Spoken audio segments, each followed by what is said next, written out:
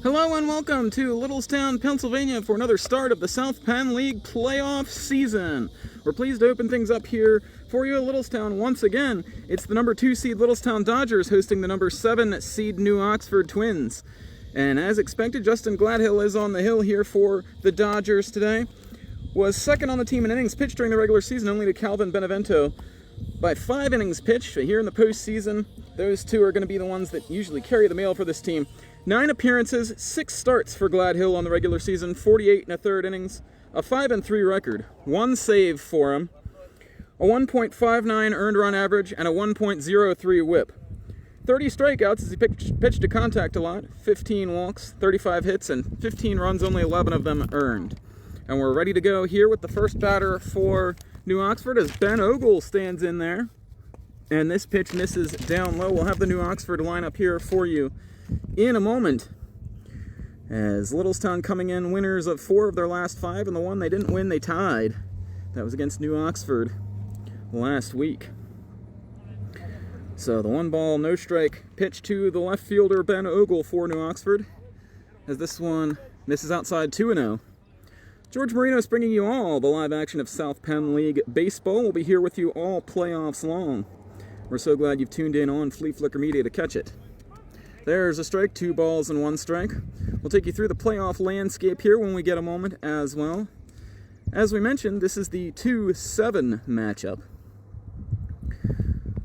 Gladhill with the kick and the throw. This one misses inside, 3 balls and 1 strike to Ogle. On the season, Ogle is hitting .288, 19 for 66 during the regular year. 4 doubles for him and 4 runs batted in. For the lefty, this one is hit in the air to left field.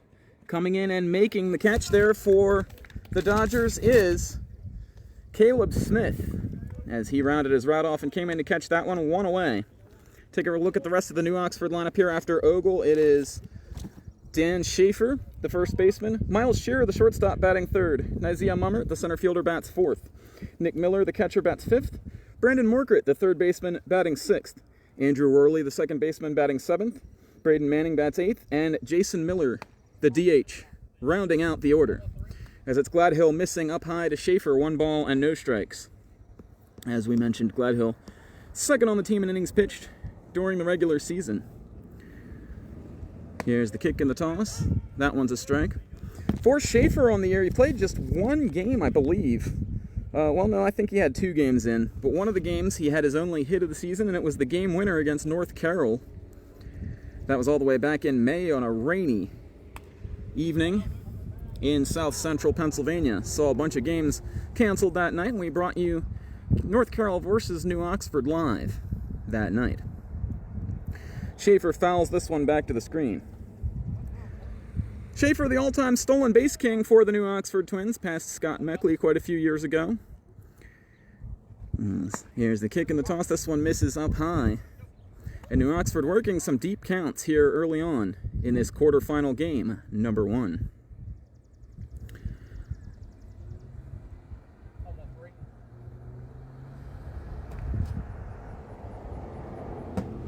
Here's the pitch from Gladhill, a bender that goes outside. Count is now full. Expect to see an uptick in innings and appearances here for Gladhill in the postseason. He was last year's South Penn League Pitcher of the Year. This one misses outside, and Schaefer, very adept at drawing walks. He's got one here, and he'll hustle on down to first base, and we'll see how long he stays put there. This New Oxford Twins team, 2nd in the South Penn League in stolen bases this year with 74, trailing only the Cashtown Pirates, who had 78. By contrast, Littlestown had just 40 steals on the year, and that places them at 7th in the circuit. And as such, a pickoff throw by Gladhill back to first. Nothing new for Schaefer, as he's used to it. For Schaefer, we hope he had a good pregame calisthenics and got stretched out here, because as we said, only a handful of regular season games for him. Bluffs going and goes back. And it's strike number 1. To the number 3 hitter, Miles Shearer, the shortstop for New Oxford.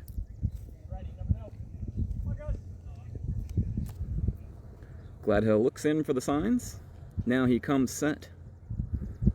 Slide step to the plate. Oh, looked like it might have nipped the lower part of the zone, but a close call goes New Oxford's way. Count now 1 ball and 1 strike. Good bet when you get that first strike. A lot of times in the South Penn League, you're going to see a borderline second pitch go the other way. As Gladhill holds and throws, Shearer fouls that one back to the screen. For Shearer, the team leader in runs batted in for these New Oxford Twins. 17 of them. Hit .361 on the year, 22 for 61. Logging a great regular season for these New Oxford Twins. Not sure if they name a team MVP individually at the end of the year. I know some teams do. But he's a good candidate. Pickoff throw back to first so quick that our camera couldn't catch it. And Schaefer, like a flash, back into first base.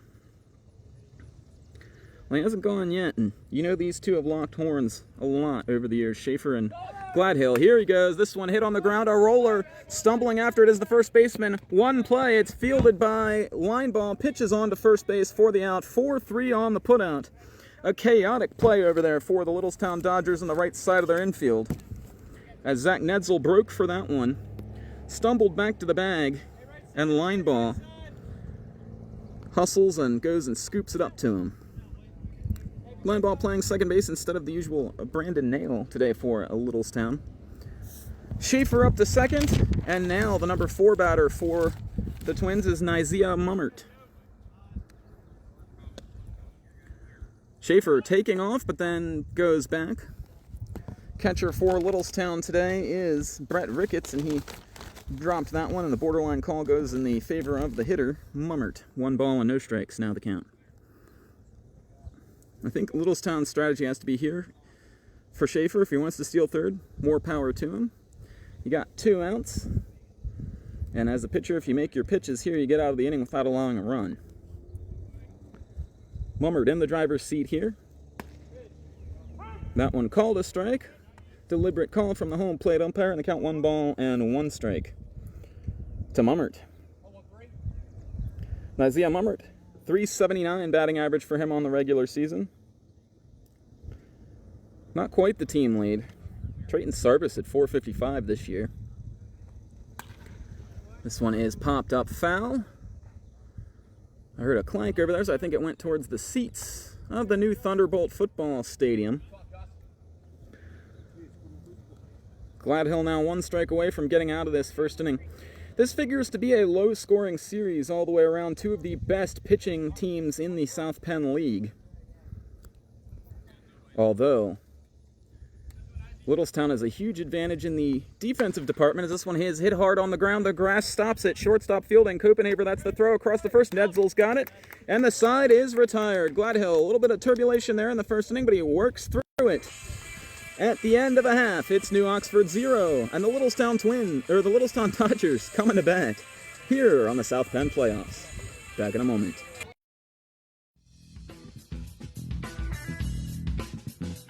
Here at Fleaflicker Media, we so very obviously love sports.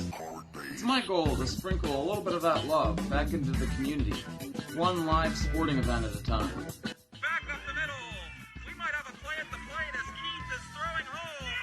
Safe is Zach Ketterman, and the game is tied. If you'd like to be featured on Fleaflicker Media, contact me at our Facebook page, Fleaflicker Media, or at the George Marinos Facebook page.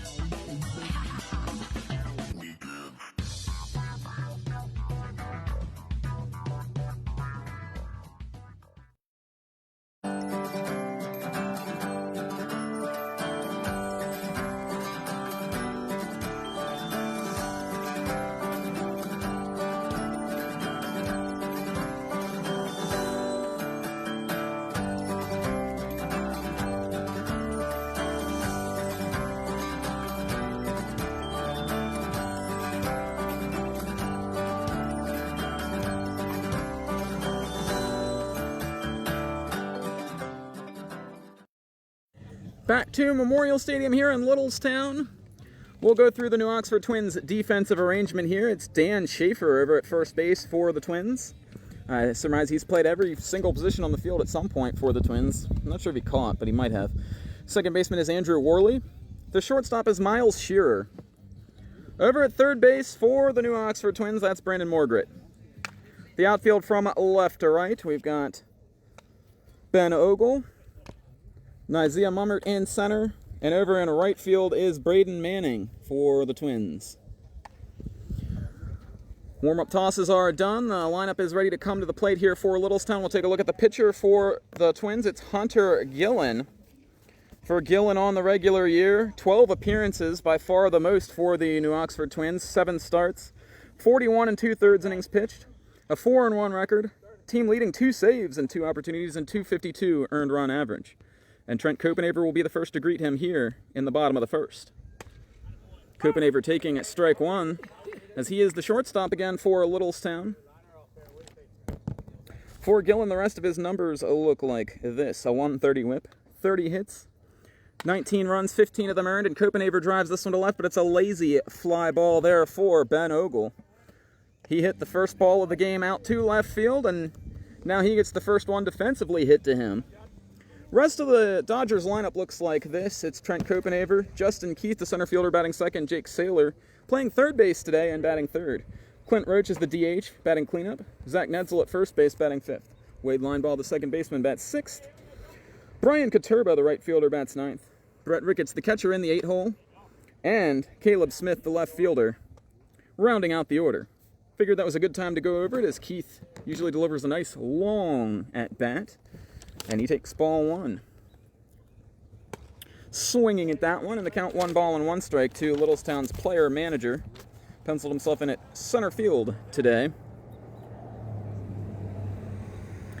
Had a heck of a string to start the postseason last year. Reached base in 10 of his first 11 plate appearances last postseason.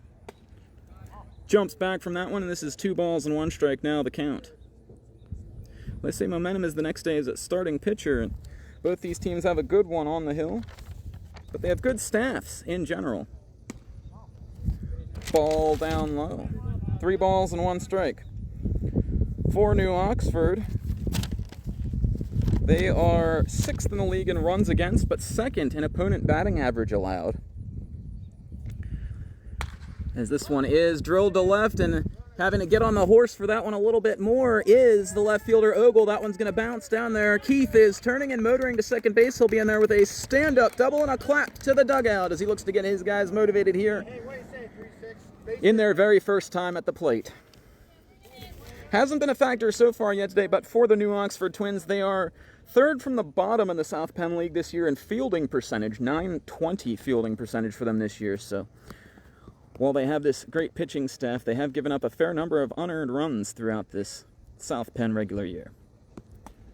Jake Saylor lifting up the arms to get away from that one, and it kicks to the backstop. Justin Keith cruising into third base.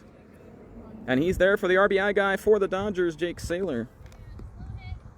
Unlike the York Revolution, if Jake Saylor gets an RBI today, nobody gets cheese sticks from the gas station, though. But he is quite adept at filling this role. Takes that one outside, 2 balls and no strikes.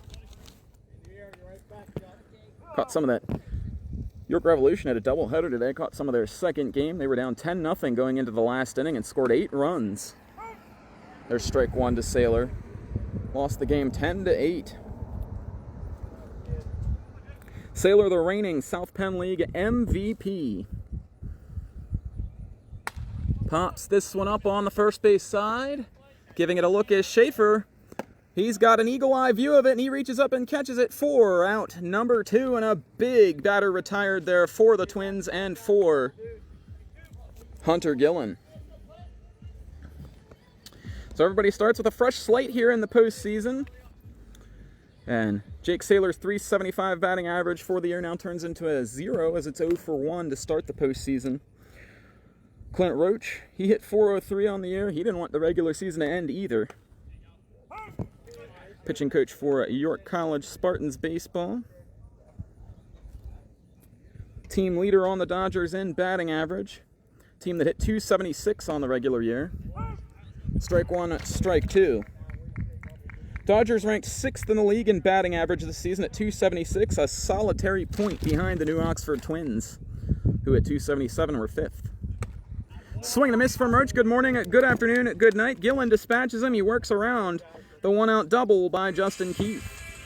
Each team gets a base runner in the first. No runs across. We'll head to the second in what figures to be a great pitching matchup. Back on Fleaflicker Media with more.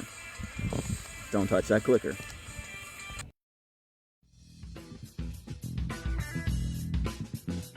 Here at Fleaflicker Media, we so very obviously love sports.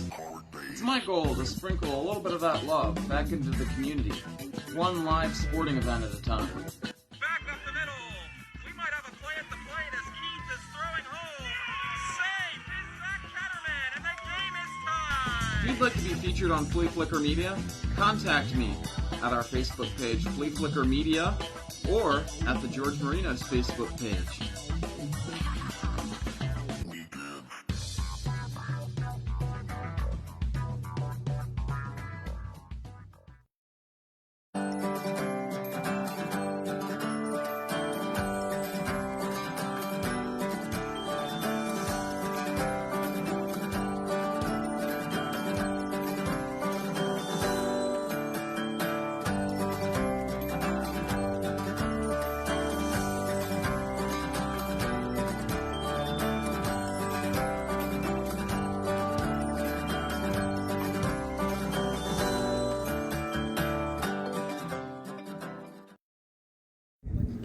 Back here at the ballpark, we're ready for the second inning. We'll take you through the defensive alignment for the Littlestown Dodgers. Zach Netzel, a former South Penn League MVP, is at first base.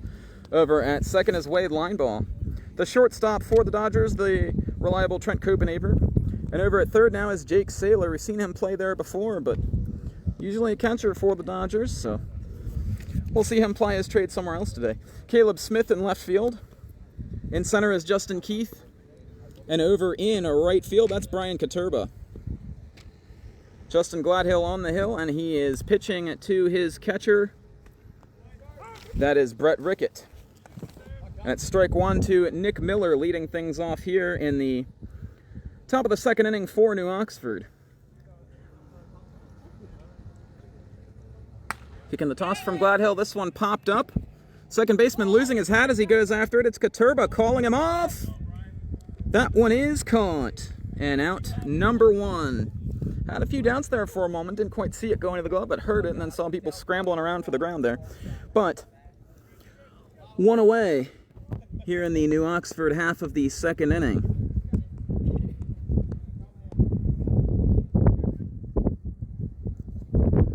Gladhill back to work now, and he'll be dealing with the number 6 hitter in the New Oxford order, Brandon Morgret. As that one called a ball to Morgret, the third baseman for the Twins. Well, Brandon Morgret on the season.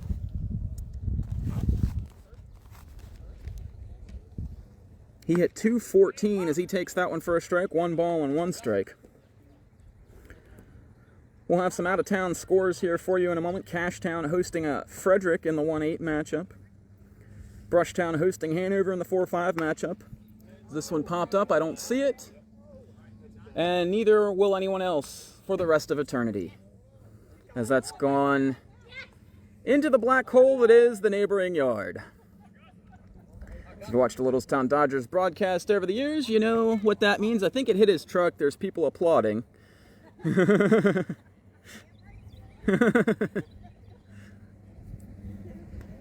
didn't have a chance to see if he's got the signs out today. Ground ball, Copenhaver fields it, throw on to first. Netzel scoops out the low 1 and 2. Out in a row here for Gladhill in the second inning. Gladhill, whose Twitter handle is, I think, 3-pitch at bat, 3-pitch inning, something like that. Well, he's about to have a 3-batter inning here if he can get this guy, get them in order.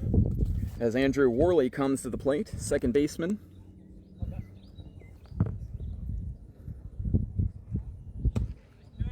That one catches the inner parts of the strike zone there for Worley.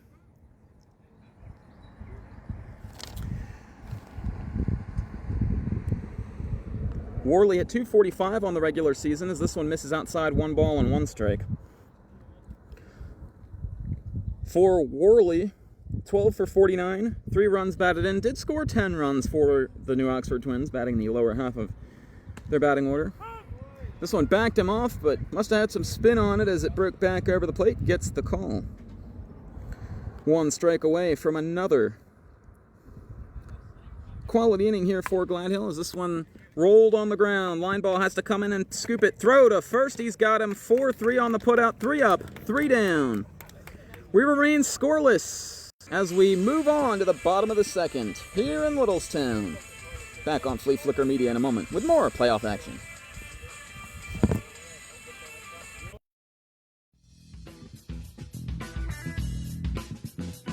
Here at Fleaflicker Media, we so very obviously love sports. It's my goal to sprinkle a little bit of that love back into the community, one live sporting event at a time. Back up the middle. We might have a play at the plate as Keith is throwing home. Safe is that Catterman, and the game is tied. If you'd like to be featured on Fleaflicker Media, contact me at our Facebook page, Fleaflicker Media, or at the George Marinos Facebook page.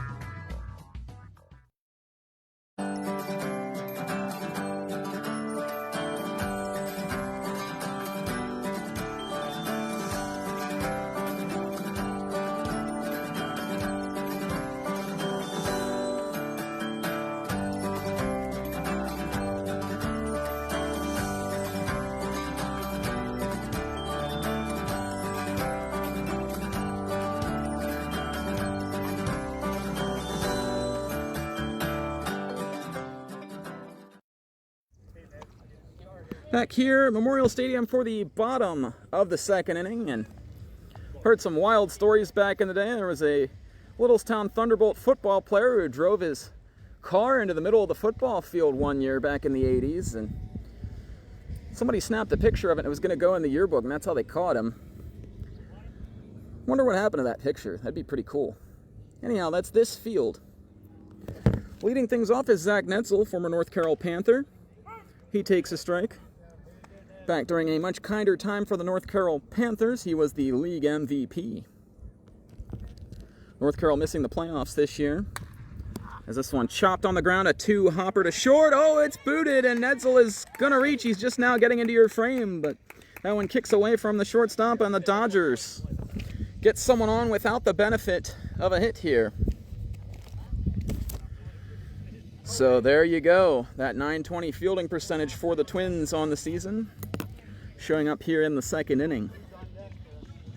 You know, it does make you wonder, a small sample size, if that inflated it or deflated it a little bit, but Wade line ball to the plate, and I sure hope that's his walk-up music, because that's pretty cool. Pickoff throw back to first, and Netzel in there sliding. He's got the red batting gloves and the red cleats. I wonder if they're holdovers from his North Carroll Panthers days. There is some red in the Littlestown Dodgers duck logo, though. Line ball taking that one letter high. Must have been off the plate, and the count 1 ball and no strikes. For line ball, he was front and center at the Game 5 rally in the semifinals in the bottom of the 7th against Cashtown. He struck out but reached on a wild pitch. Scored the winning run to save the Dodgers' season. They wanted an inning later to go to the finals. That one misses up around his head. 2 balls and no strikes here now as Gillen tries to find it. Netzel on with an error. That one misses way high. 3 balls and no strikes. Well, for line ball here, as Dodger Dave Klunk telling him down at first base, it's got to be perfect, and I would be shocked if he swings at this. Takes that one inside. 3 balls and 1 strike for the second baseman here for the Dodgers. Line ball already busy in the field at second base, proving he's an adept replacement for Brandon Nail here so far. And he is at the plate right now, too, as he pitches his bat away, and he's got a walk. And this has the makings of a manufactured inning for the Littlestown Dodgers. They climb further down into the order now here. The 7th spot is Brian Katurba, who's a left-handed hitter wearing number 0. His number in your program is number 8. Puts this one down the third base line, and it's foul. Scooping that one up and touching it before it has a chance to roll back is Morgret.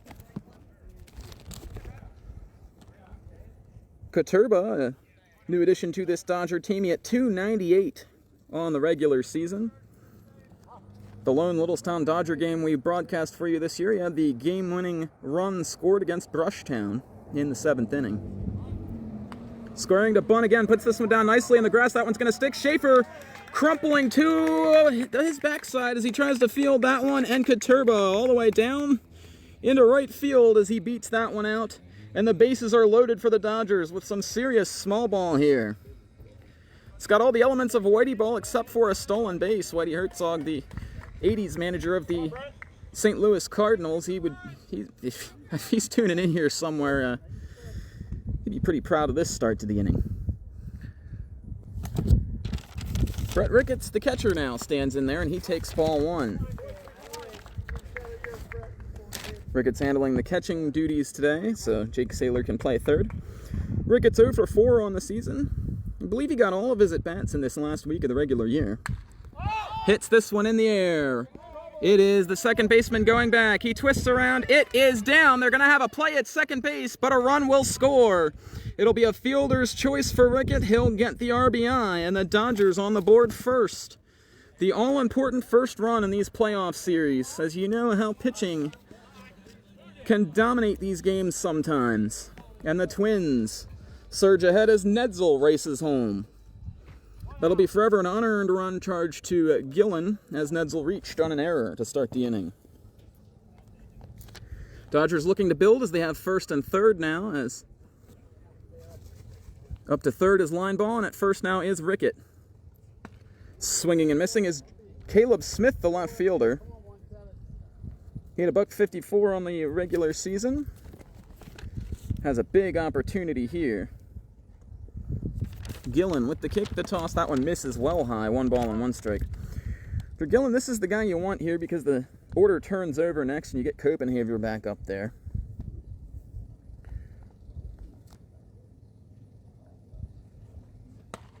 Misses up high. 2 balls and no strikes to Gillen. Gillen on the regular season, he walked 24 guys in 41 2/3 innings, so not completely out of character here. At this point, the swing and a miss there from Alexander, 2 balls and 2 strikes.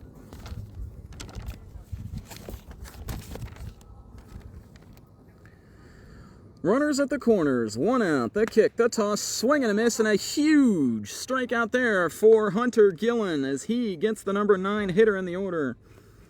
And he'll stop around the mound to collect himself here, and he sees the light at the end of the tunnel now. Trent Copenhaver's the one trying to block that light right now. Copenhaver flew out to the left fielder to begin the ball game, Ogle. Second strikeout of the game for Gillen. For Copenhaver on the regular season, he hit .278. Pitch this one misses up high, 1 ball and no strikes. And you certainly want to throw strikes to Copenhaver here because if you load the bases for Justin Keith, you're going to have to thread the eye of a needle. So misses up high, 2 balls and no strikes. Littlestown on the board first here in the second inning. This is the 2-7 matchup. The Dodgers, the number 2 seed, as they are hosting. This one a called strike, 2 balls and 1 strike. Not sure where we'll be on Saturday of this weekend yet. That's with the date when each one of these series flips to the lower seeded team's home field, as Copenhaver fouls that one off, and that goes into the yard over there. Almost went in the trash can. What's the difference?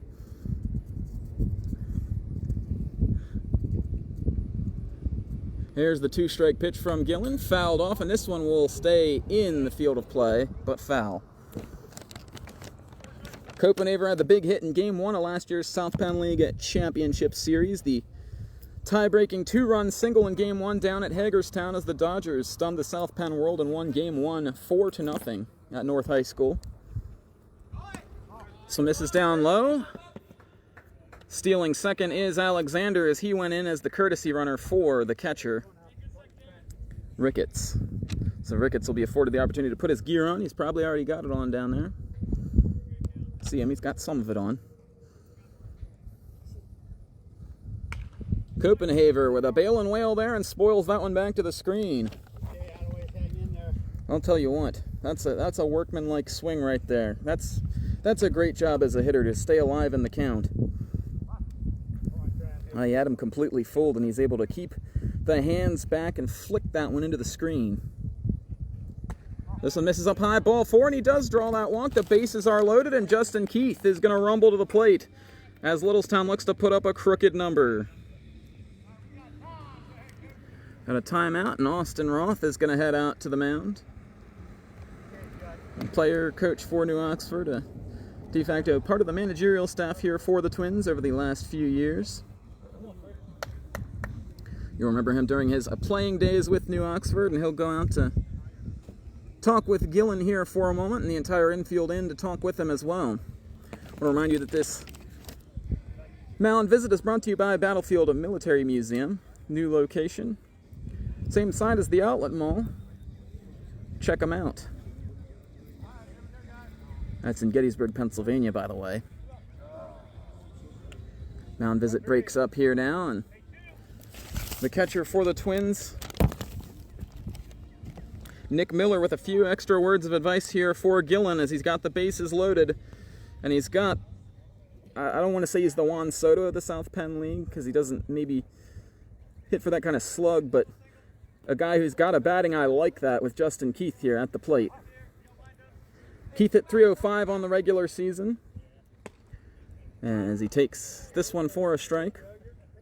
He does have some power. Keith usually has 1 or 2 home runs in a season for the Dodgers. Pesky hitter, that's what he is. Strike 2 as he looks that one over. Didn't see anything to his liking on the first 2. Now he's got to go to work. Gillen, 1 pitch away from getting out of this jam with just 1 run scoring. Jogging down the line at third base is line ball. They're in at the corner.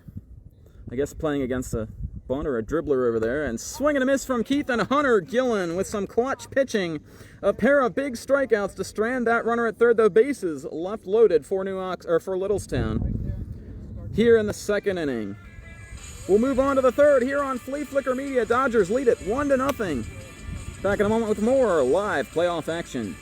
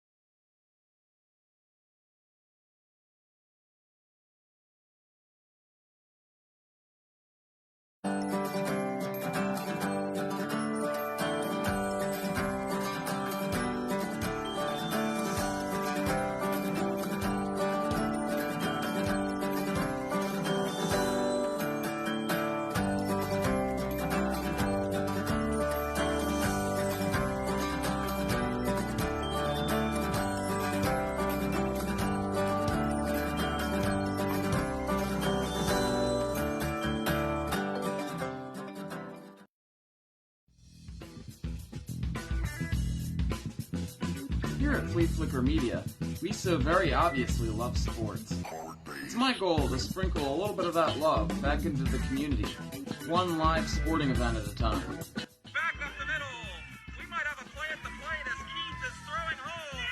Safe is that Catterman, and the game is tied. If you'd like to be featured on Fleaflicker Media, contact me at our Facebook page, Fleaflicker Media, or at the George Marinos Facebook page.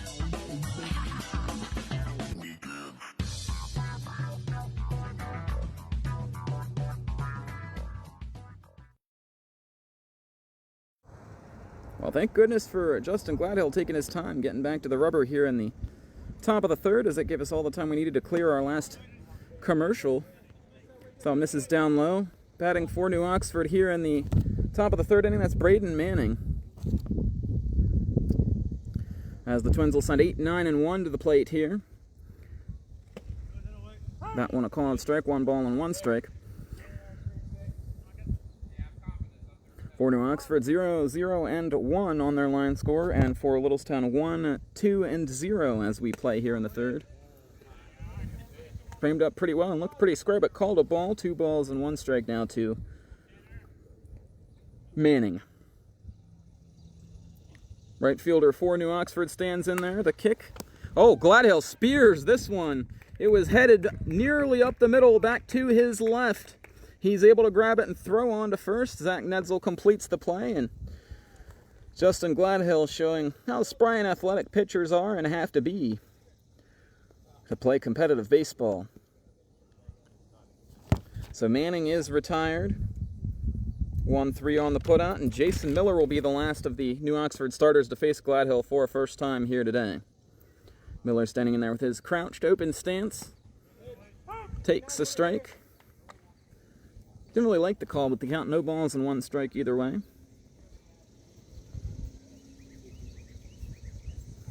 Gladhill peers in, over the head. The kick, the fire. This one misses up high. 1 ball and 1 strike to Miller. 5 for 14 was Miller during the South Penn season. Swing and a miss. Batted in a pair, scored a pair. His batting average was .357 in that limited sample size. The 1-2 pitch coming from Justin Gladhill, the reigning South Penn League Pitcher of the Year. The twist, the delivery. Chops this one to third. It's going to get there fast enough for the play to be made by Saylor. Got him. And 2 quickly away here in the third inning, as Gladhill continues to roll. Back to the top of the inning for him, and he's continued, Gladhill, to have some amazing postseason success, as last year during the South Penn League playoffs he gave up runs in, I believe it was just 2 innings. It was a pair of 4 spots, and other than that he had something close to 20 scoreless innings in the South Penn League playoffs. Ben Ogle back at the dish for a second helping and fouls this one back to the screen. Ogle flew out to the left fielder his first time up. That's the position he's also playing on the other side for New Oxford. That's what we call his counterpart. And this is outside, 1 ball and 1 strike. Ogle scored 16 runs for the Dodgers during the regular season, and you see why they want to bat him leadoff. This one misses inside, jackknifes away from that one. 2 balls and 1 strike now the count to New Oxford's leadoff batter. 2 outs here in the top of the third. Gladhill with the wind and the throw, misses with that one, 3-1. Not the first time he's had a 3-1 count today. He walked Dan Schaefer on 5 pitches back in the first inning. This one outside, having to reach for it is Ricketts, and reaching first base is Ogle. He does what a leadoff hitter's supposed to do. And the Dodgers looking to get a little, or the Twins looking to get a little 2-out thunder going here now. Again, we mentioned New Oxford second in the league in stolen bases during this regular season with 74 of them. Surprisingly, Dan Schaefer didn't contribute a lot of them, only, as we said, a handful of games for him this regular year. But in here in the number 2 spot in the postseason, and takes that one down low. Schaefer walked his first time up, stole second base, and then was left out there, as Gladhill was able to get Miles Shearer and Isaiah Mummert both on ground outs to end the frame.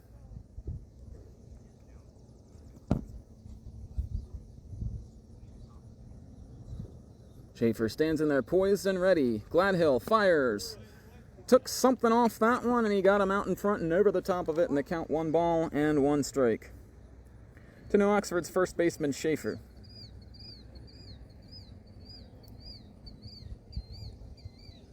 Well, that bird overhead, I guess, can sense the drama building here. Is pretty excited about it. Pickoff throw back to first, and Gladhill cools everything off for a little bit as he throws back over there, and Ogle back in standing. 1-1 the count here now. Schaefer's lone hit on the season was a double. It drove in a run. He's also walked. As Gladhill continuing to pay attention to Ogle over there at first base. Apologize that we didn't catch that on the camera there. No major league pickoff limits here in the South Penn League, so you can throw over as long as he wants. Not going. The pitch to Schaefer is popped up. That one's going to hit near the ticket booth for the new Thunderbolt Stadium over there and hops the fence out onto Newark Street. Well, when you look up the address for this field, it always talks about Myrtle Street. But Newark Street is actually the turn you want to take if you're coming from the north. As our studio is located in Gettysburg, so that's always the turn we make. Gladhill with the two-strike offering. Schaefer spoils it. Gladhill picks it up leisurely as you please, fires it on to first. Nedsel completes it. And 3 scoreless innings here for Justin Gladhill as the Dodgers lead it 1-0. They'll grab the bats. Back in a moment on Fleaflicker Media. Don't touch that clicker.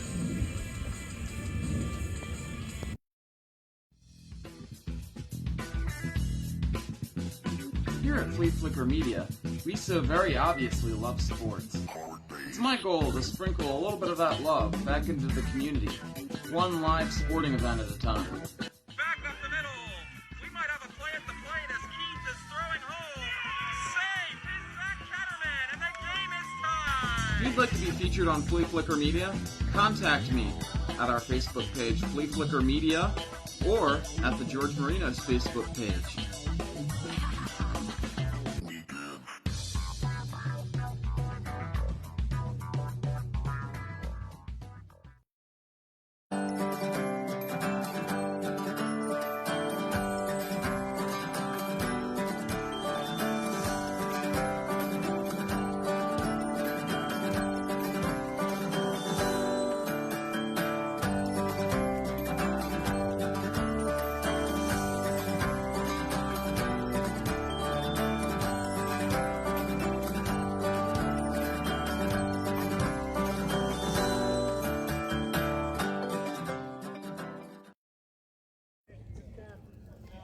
Welcome back to Littlestown's Memorial Stadium. It's Hunter Gillen locking horns with Justin Gladhill of the Littlestown Dodgers here in this playoff opener in the South Penn League postseason. Quarterfinal game number 1. And Gillen will deal with 3, 4, and 5 in the order here. It's Jake Saylor taking a strike to start things off. Take a look at the Battlefield Military Museum out-of-town scoreboard. Frederick 3 and Cashtown 3 in the bottom of the second inning. As Saylor ropes this one, shortstop there to field it. Throw is a little wild. Schaefer swiping for him. And he's called safe. Take a look at that one on the replay here. A lot happening on that play. As you heard the loud crack of the bat from Saylor, he smoked this one. It got hung up in the grass, got past the third baseman playing in, the shortstop there to field it. Wide throw on a hurry, and Schaefer swipe tag just misses Saylor, as you see on the replay there. So Saylor at first base now. Infield single for him is really how you have to score that one, but we'll get an official ruling between innings because we are not the official stat keeper of the South Penn League, even though we've been asked to do it before. Gillen with Clint Roach coming to the plate. Yeah, that's a lot of drama I don't need in my life right now.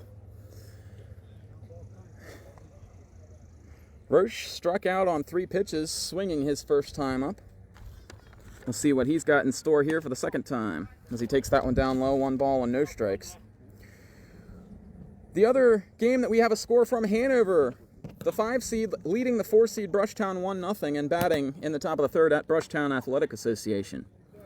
Those scores brought to you by Battlefield Military Museum.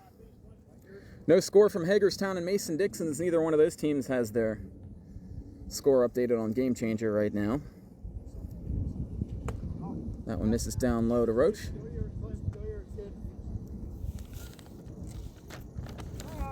Three balls and no strikes now the count, as Littlestown looks to not get caught up in the tight games that all the other higher seeds and home teams are playing in right now. Roach draws a 4-pitch walk. He'll discard what he doesn't need. Pitching away the shin guard, and Hill trundle on down to first base. So 2 on here for the Dodgers. Infield single and a walk. And that'll bring Zach Netzel to the plate. Surely hope some of Zach Netzel's former North Carroll Panthers teammates tuning in here. They played their final regular season game up at Biglerville yesterday. I believe they won that one 5-4. I know they were excited about it on the team page on Facebook.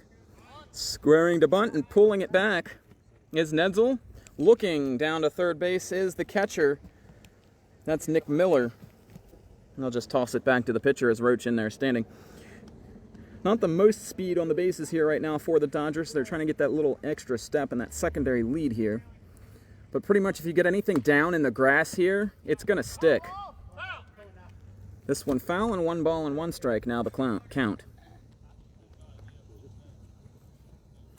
Well, for a moment when Netzel took his first at bat up there, I couldn't see the number since we're on the first base side, and I thought Justin Gladhill was taking an at bat there for a moment. They have very similar mannerisms and stature at the plate. But for Netzel, he's the accomplished hitter and Gladhill the accomplished pitcher. Though for Netzel, trying to rebound from a 2.06 showing during the regular season this year.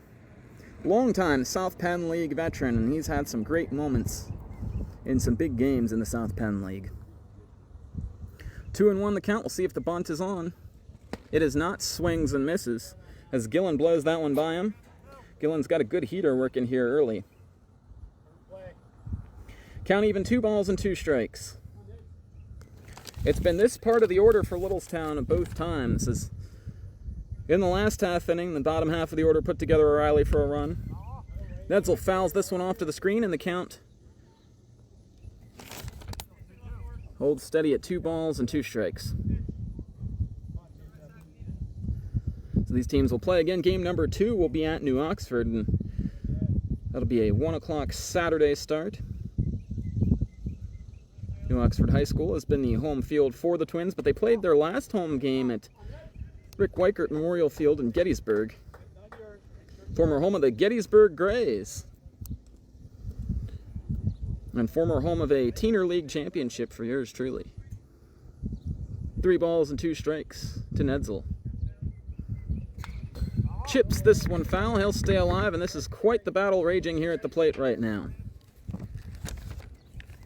Get a look at the base runners here. That's Saylor down at second, and over at first is Clint Roach. Gillen from the set position. The standing John Smoltz, as I like to call it. The kick and the throw. This one rolled to third. He thought about tagging the runner, throws to second for 1. A lawn dart to first, but it double hops and gets in there to Schaefer. We'll take a look at this remarkable play on replay. 5, 4, 3 on the double play. And that is a rally killer for the Twins defense. As you see over there at third, it was Morgret thinking about putting the tag on, but then he said, man, I got a chance at 2 here. That throw back from Andrew Worley, he got it out quick. It was in time. It double bounced, but that doesn't matter as it beat him there. And that leaves things now for Wade Lineball. And the cult of personality must be his walk-up song here, because it played again when he came to the plate. So that one, strike. Lineball, former Hanover Raider, was part of the big run to the championship series last year for Littlestown. Swing and a miss, and the count goes to 1 ball and 2 strikes. It's so nice to see that Hanover has another South Penn League team this year, the Hanover Hurricanes, occupying Diller Field. Fouled off. And if this were soccer, that would have put a point up on the board, but it's not. 5th pitch of the at-bat coming now. 1 ball and 2 strikes, still the count. Gillen into his windup. The throw backs him off with that one clavicle high. As you see, Jake Saylor, the remnants of this Littlestown rally, standing over there at third. Jogging down the line, this one popped foul by Lineball. We might be able to get that in the... hit the telephone pole. We were tracking that one all the way. We were actually going to get the foul ball coming down in the street, and it hit the telephone pole. And we didn't... weren't able to catch the deflection on screen, so... This one misses outside, and another deep count here for line ball and for Gillen here. Line ball led the team with 22 walks this season. Chops this one foul, and with at bats like this, you see why. Struck out 25 times and carried a 159 batting average, but boy, he sure knew how to get on base and help his team in any way that he could. After line ball, it'll be Brian Katurba, who has one of the Littlestown hits today. Swing and a miss. And the first two reach for Littlestown, but that nothing doing as Hunter Gillen sets the record straight. Through 3 innings, Littlestown 1 and New Oxford nothing in Game 1 of the South Penn League quarterfinals here from Littlestown on Fleaflicker Media. Back in a moment with more live baseball.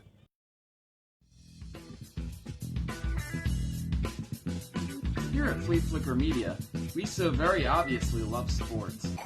It's my goal to sprinkle a little bit of that love back into the community, one live sporting event at a time.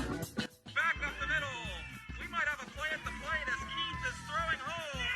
Safe is that Catterman, and the game is tied. If you'd like to be featured on Fleaflicker Media, contact me at our Facebook page, Fleaflicker Media, or at the George Marinos Facebook page.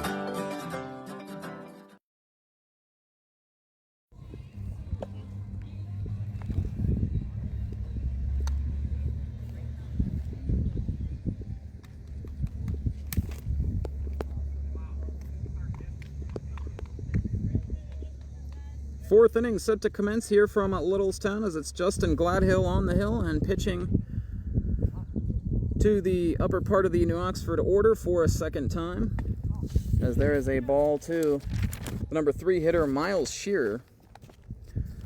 Shearer, we mentioned he grounded out his first time up with Schaefer in scoring position. It was a 4-3 put out.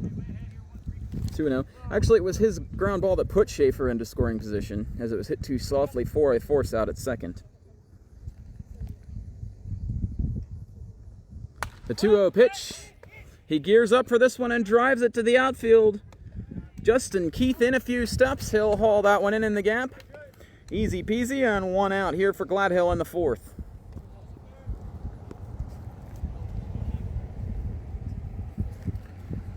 Well, Gladhill hasn't allowed a base runner since the first inning, since Dan Schaefer walked. It's been... That's not true. He allowed a walk last inning to Ogle. So he's allowed 1 base runner since the second batter of the game. Fouled off by Nizia Mummert, the center fielder. He wrapped out to the shortstop, Trent Copenhaver, to end the first inning. Seems like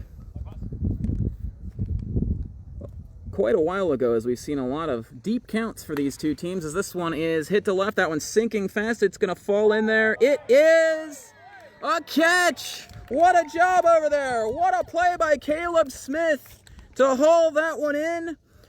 We've got a replay for you. Here it is. As there's the pitch from Gladhill, and Smith racing in. Thought for all the world that one was going to parachute in there for a single.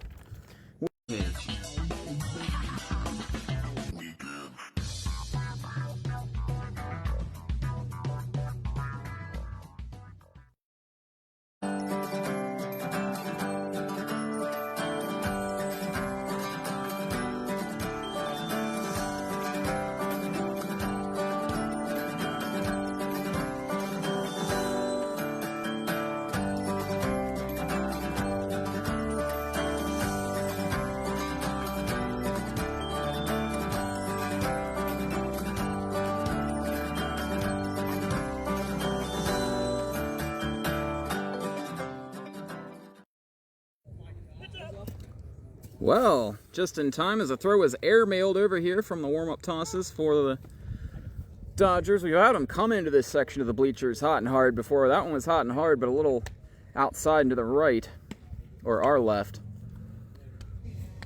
Didn't need the delay that time as our commercials wrapped up in time, but we'll take the extra moments to catch our breath regardless. Brian Katurba will lead things off for Littlestown as it'll be the bottom of the order. Him, the right fielder, then Brett Ricketts, the catcher for Littlestown, and Caleb Smith, the left fielder, rounding out the order. Hunter Gillen, been on the mound all the way for New Oxford. He's dealt with some base runners, but he's dealt with them with aplomb. As he gets ball one there to Katurba, misses just low. Swing and a miss at that one as he aired it out.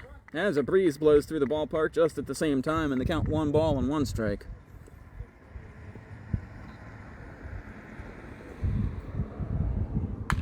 Hard hit down the first base line. That one is foul. Well, couldn't tell from here. We'll see if we can catch it on the replay here. As Katurba hit that one with some authority down the line. We'll take a look here, and there it is. Yeah, wow, that really hugged the line. That was close. Couldn't really tell one way or the other. Gillen delivers ball number 2. Count even 2 balls and 2 strikes. Had a few technical issues for the broadcast back home, so we're glad all of you were able to tune back in here. Swing and a miss from Katurba as he's out number 1.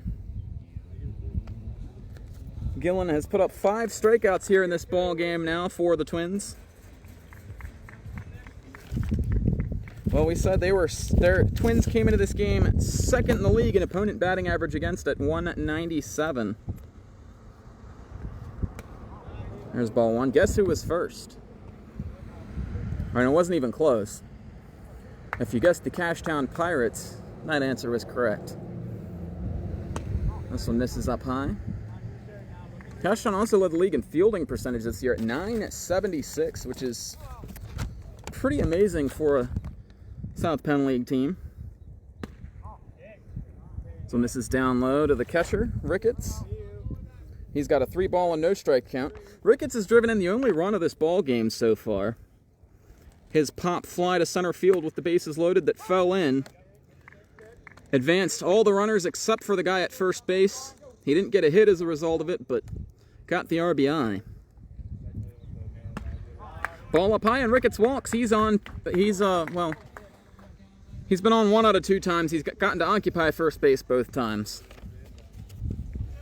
I'll head down and bump fists with Dodger Dave Clunk down there at first base. And now it's Caleb Smith. And Smith really has what can only be described as the play of the game so far, a diving catch out in left field for the second out of the top half of this 4th inning. Misses outside. Oh, called a strike. 1, no balls and 1 strike. That's what I get for assuming.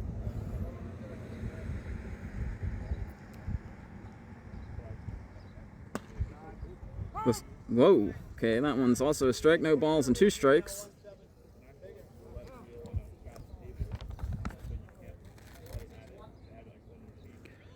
Smith in the hole here now. He struck out his first time up against Gillen, one of 5 victims for the young New Oxford hurler. Has to go after that one, fouls it into the glove of Miller, and that's out number 2. Gillen looking to make some quick work here and get his Dodgers teammates back to the bat rack for the top of the 5th. We're just over the hour mark in this one, and it's going along about as quickly as we would expect. And Tom Six is here working for the Gettysburg Times, and his internal voice is probably telling me to be quiet because every time somebody says something like that, the game goes to overtime. This one is drilled to left, and Copenhaver is going to have a ringing single. He'll check up there. First hit of the playoffs for him. He's on 2 out of 3 times now. A walk, a single, and he flew out his first time up. So Pepper on the left side of that field for the New Oxford Twins here now. And a 2-out rally could be in the works here for the Dodgers. So moving up to second on that one is Ricketts. And that'll bring Justin Keith to the plate. Keith is 1 for 2 on the day. He has the only extra base hit for either team. Hard shot past the second baseman and into right field. Stopping to catch the third base bag and coming around is the runner. He slides the throw. He is safe. Oh my goodness. Ricketts in there safely. A little bit of limbo, a little bit of dancing to get in there, and the Twins go on top, or the Dodgers go on top 2-0. We'll take a look at this one on the replay. The ball coming in from right field beat him by a mile as the catcher's got it. He was up the first base line, reaches back to get him, and it looks like he tagged him.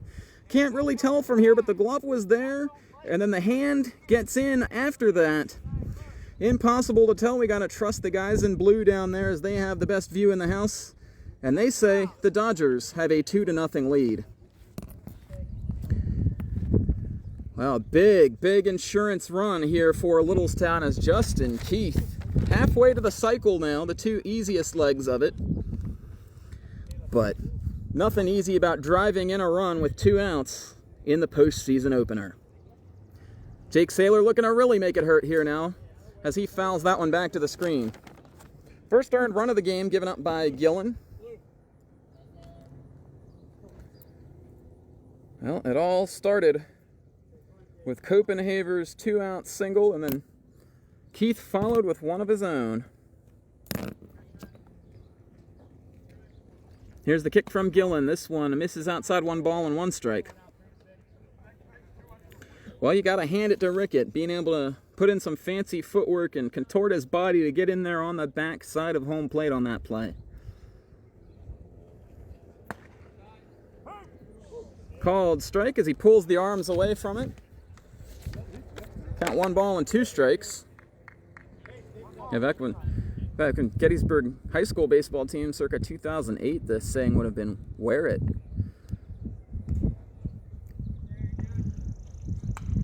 Saylor fouls this one off to stay alive in the count, 1 ball and 2 strikes. Tell you what, baseball dugouts keep it light, because I remember one time one of our guys got brushed back. This is a Gettysburg High School, got brushed back with a ball up around his head, and somebody yelled, wear it. And everybody laughed, so. Oh, no laughing matter there. Saylor gains a little bit of count leverage back as he takes that one.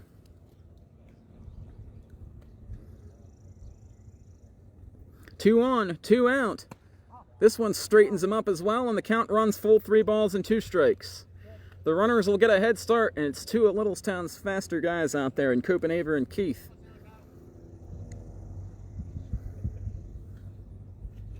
Here's the kick, the throw. Saylor pops this one foul, and that ball is going, and gone.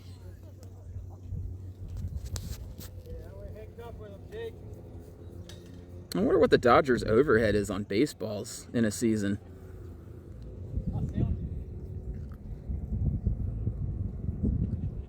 There go the runners again. Ball 4 up high, and Saylor walks. And I think if you're New Oxford, you'll take that just as well. A hitter hitting .375. But coming up after him is a hitter hitting .403 on the regular season in Clint Roach. It's kind of pick your poison. You go after Saylor, nibble a little bit, see if you can get him to chase something, and then it's Clint Roach up there, and New Oxford might have liked their chances with him a little bit better. Roach certainly fancies his chances in RBI situations. Longtime run producer in the South Penn League. Batting behind Bobby Taylor for the Hanover Raiders for a number of years.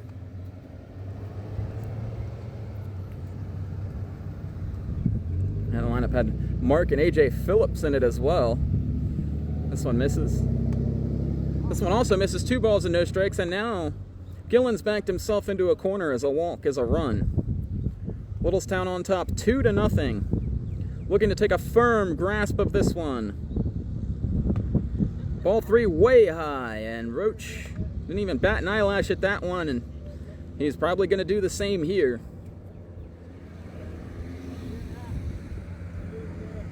The 3-0 pitch from Gillen, the kick, the toss. Picture perfect strike, taking all the way is Roach. Now he's seen it, and now we'll see if he unleashes that swing on it. Copenhaver at third, Keith at second, and Saylor at first. Ball 4 high, and they're all going to move up a bag as Roach unhooks the gear, and coming home to score is Copenhagen with Littlestown's third run of the ball game. And the Dodgers, well, 1 run was nice insurance, 2 runs.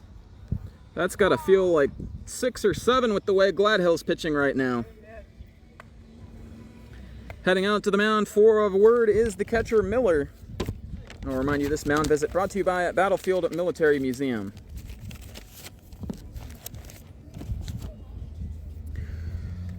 So for Littlestown here in this inning, it was a strikeout of Katurba to start things. Ricketts walked on 5 pitches. Caleb Smith struck out. Then the hard hits began for Littlestown as Copenhagen drilled a single to left, Keith drilled a single to right. Saylor walked to load the bases. And Clint Roach brought home the second run of the inning. Justin Keith brought home the first one. Roach brought home the second run of the inning with a bases-loaded walk. And the Dodgers, not caring at all about that 1-point deficit in batting average to the New Oxford Twins on the regular season, they've pulled in front 3-0. Nedsel at the plate, and he's been at the center of all the action here today. He reached on an error and scored the first run of the game back in the second inning, and grounded into a nifty 5-4-3 double play his last time up. Foul ball. That other ball's still laying out there, so make sure he doesn't get the wrong one.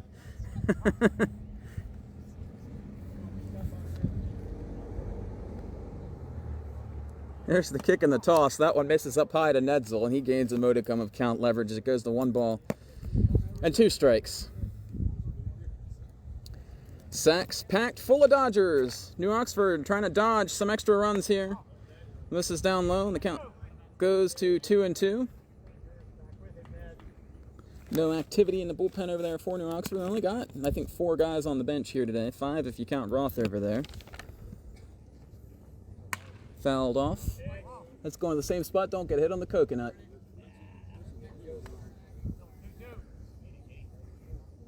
Nedsel staying alive in the count once again. This is starting to look like his last at bat.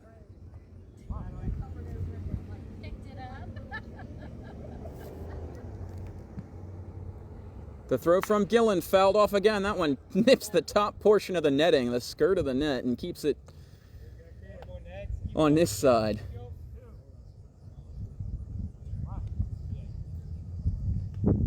Those of you who have watched many a Dodger game know why I'm chuckling about that. Nedsel picks him up, puts it down, and takes up high 3 balls and 2 strikes. Full count, the runners will have a head start. Never really completely understood why the runner from third would take a barging head start to the plate in this situation, but we'll see what Keith does here. Here he comes. Nedsel puts this one in the air, lets out a groan. That one's going to carry all the way. Out to the right fielder, Braden Manning. The Dodgers strike twice. They lead it 3-0 as we move on to the 5th inning here on the South Penn playoffs on Fleaflicker Media. Back in a moment with more high-flying playoff action from one of the oldest stadiums in the South Penn League.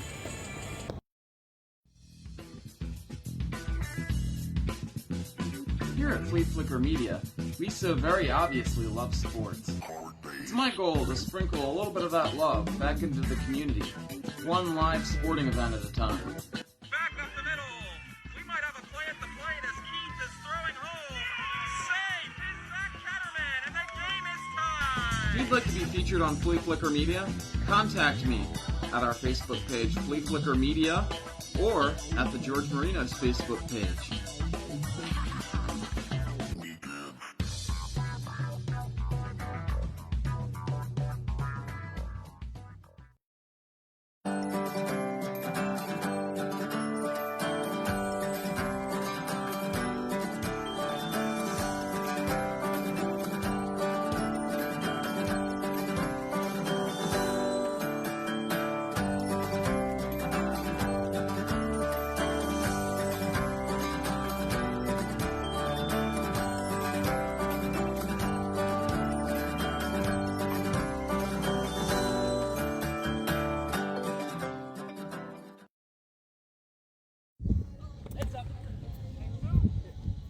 Dodgers still warming up here for the 5th inning in Littlestown.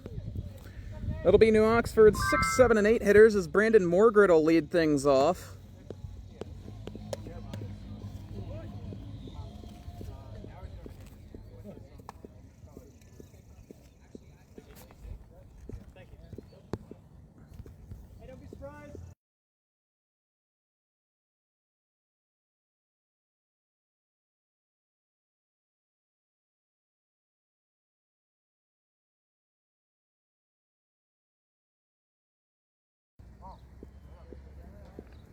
Back to the ballpark here. Apologize for that momentary delay.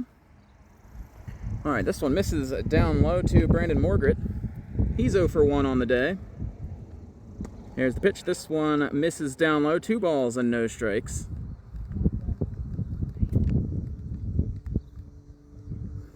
Well, got some great games going on across the South Penn League here on this Thursday playoff opener. These first round series are best of 3, so it happens quick and fast. Some of these teams can be 2 and barbecue and their season over just like that. I remember one year, every single series ended on the Saturday after 2 games. I want to say that was 2023. That was the year that we didn't have any coverage for you. Called a strike now, 3 balls and 1 strike. Yeah, broken foot will do that to you. Here's the kick and the throw. Misses down low, ball 4, a 5-pitch walk. And the Twins get the leadoff man on here. 3rd walk for Gladhill in this ball game. And we've got time, and heading out to the mound is the catcher Ricketts.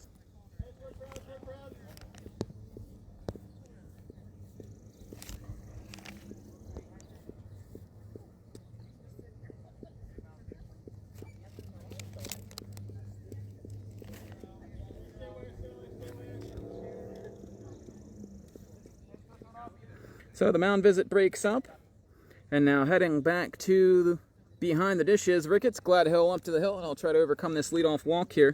Dodgers got him those 2 extra runs in the bottom of the 4th inning. This one misses down low to Andrew Worley. Worley also 0 for 1 here in this ball game. Well, just because the Twins are down multiple runs doesn't mean the running game is going to go away here, and Gladhill's certainly concerned with it as he'll pick back to first base. And sliding in there safely is Morgret. Sliding in there safely again is Morgret. I feel like that Bill Murray meme where he's got the microphone, he's doing the news report in the street. This one is launched to center, actually to left. Going back on it is the left fielder, Alexander. That's going to crash up against the wall, and that's going to be the first hit of the game for New Oxford. Racing around third to score is Morgret. The Twins on the board, and what a way to get into the hit column there for New Oxford as Andrew Worley drove that one over the head of Caleb Smith over there, and not anything he could do about that. Just get on his horse and try to get it in as quickly as he could in the first 2 on here. And 1 in for New Oxford in the 5th. Tying run coming to the plate now, and Littlestown thought they could have a chance to let it rest and marinate for a minute, but they're right back in it. 2 batters later, right back in the soup as New Oxford comes charging back into this one. Pop up along the first base line. The catcher Ricketts looking at that one. This one's going to touch down foul with a plop in foul territory. Big strike 1 for Gladhill here.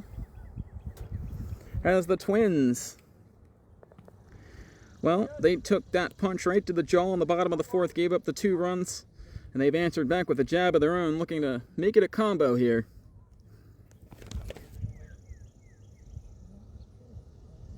Braden Manning with the kick. Grounds this one to second. Oh, it takes a bad hop.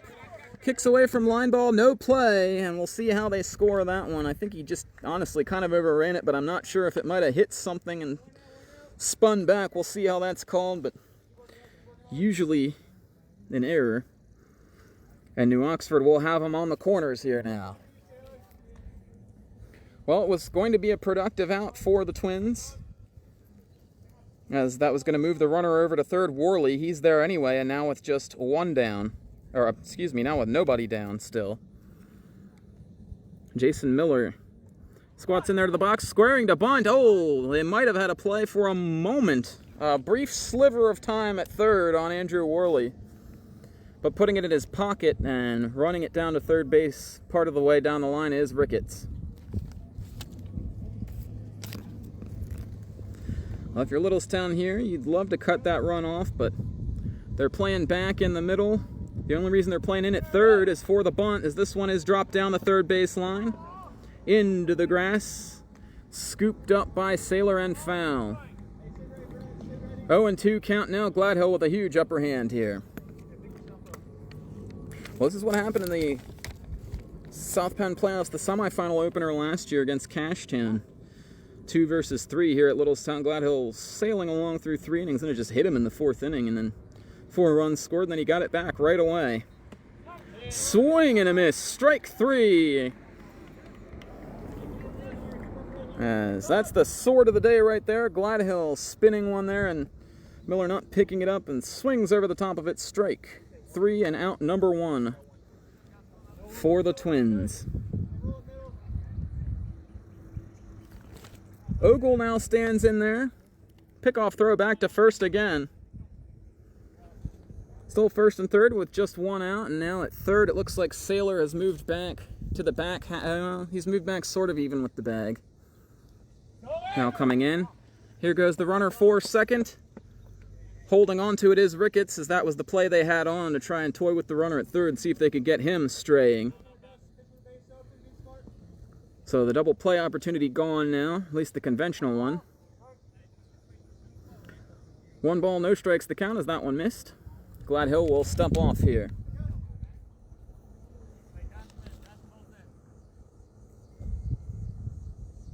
The tension swelling here again in the 5th inning as New Oxford has their first real big chance.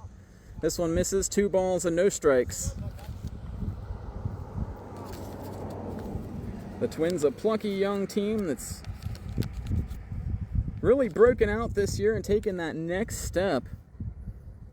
They were sitting in the number 4 seed up until the second to last day of the regular season here in the South Penn League, and 1 loss torpedoed all that for them as they free fall all the way to 7th. As a result, they draw the Littlestown Dodgers here, the defending runner-up in the South Penn League. The count now 3-0 to Ogle, working on his second walk of the ball game. Dan Schaefer stands in the on-deck circle, looking on. This one called a strike. Wasn't sure he was going to call it there for a moment, but he goes up with the left arm, and the count 3-1. A crucial at bat in this ball game. Gladhill, a check of the runners, lifts the leg. Here's the pitch. This one popped up. Sailor, the third baseman, chasing after it. Does he have room? He does, but was it legal? No. The umpire is going to say he was out of play. They're going to say he was over the line and out of the playing surface. Because they have no retaining wall here at Littlestown, they have to have an additional line there that determines whether or not the ball is still in play. At a regular ballpark, there would be a section of, at least a fence there, and maybe a section of stands right at the mouth of the dugout. And Sailor makes the catch. It's on film. You can't say it didn't happen, but by rule book, it didn't happen.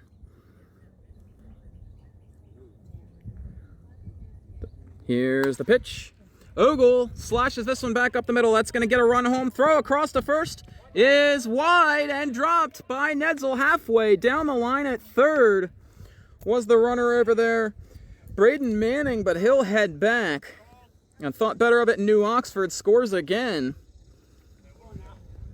Now that was about to be a quality play, a good play, a play that both teams would gladly take there. As for New Oxford, it would get a run home. For Littlestown, it would get the second out of the inning, but turns into an error and further adds fuel to the fire here for the New Oxford Twins as they've made it a 3-2 ball game. Haven't seen a whole lot of upsets in the early rounds of the South Penn playoffs over the last few years.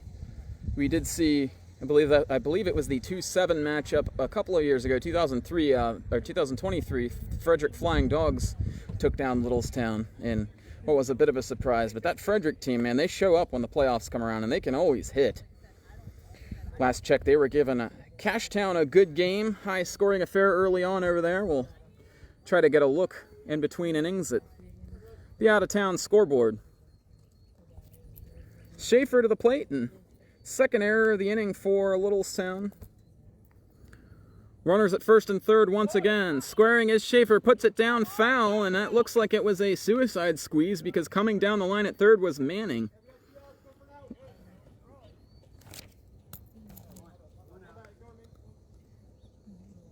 Had me looking at my sheet there. I said there was 2 outs from the Littlestown dugout, but I thought it was 1. There is only 1 out. It was the strikeout to Miller. Statistically, for Glad Hill's line, any runs that score the rest of this inning will be unearned because based on that metric, there should have been 3 outs already if they score it that way. Glad Hill will step off here and take a walk. Schaefer going to get some instruction from his manager, Jeremiah Gillen, the third base coach down there, giving him some instruction. Remember, he tried to bunt the last pitch, and plopped it down foul. He's fast enough that any bunt that he puts down is instantly a chance for a base hit.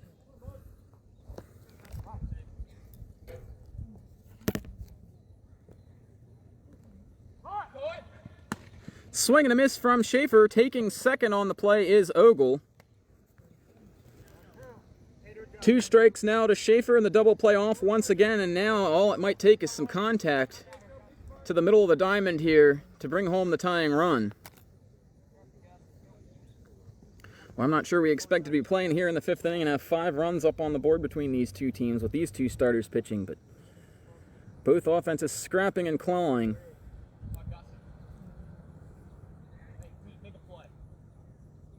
The shadow is starting to creep out towards the field. Right now it's just the shadow of the batter across home plate.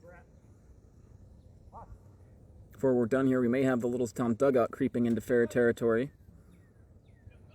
which might play for a lefty like Schaefer, but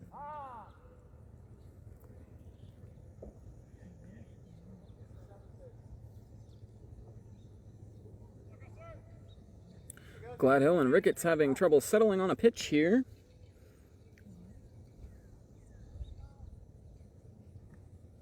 Swing, and sounded like a foul tip.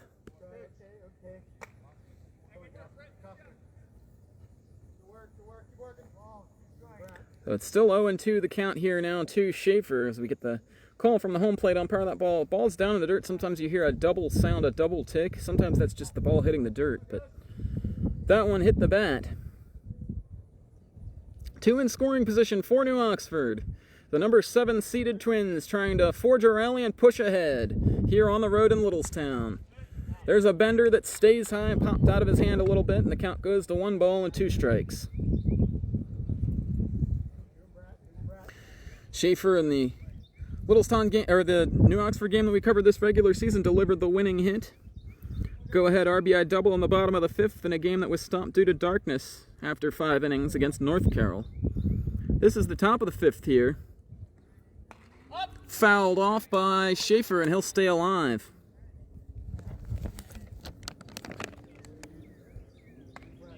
This has turned into an epic little ball game here today in the middle innings.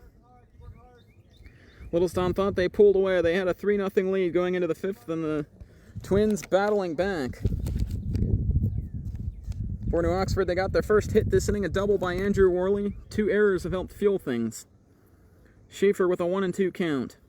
Gladhill the kick in the toss. Schaefer grounds this one. That should tie the ball game. Fielding it and throwing on to first is Saylor. Perfect throw. Outmade. Up to third goes Ogle, and in to score the tying run here in this one is Manning. And the Twins have climbed the hill. So Gladhill gets them out that he so desperately needed there. And now Miles Shearer will be the batter. So for Schaefer, the recipe for success was put it on the ground, run like the devil, and put it in a spot where they couldn't go home, so the runner scored from third to tie the ball game.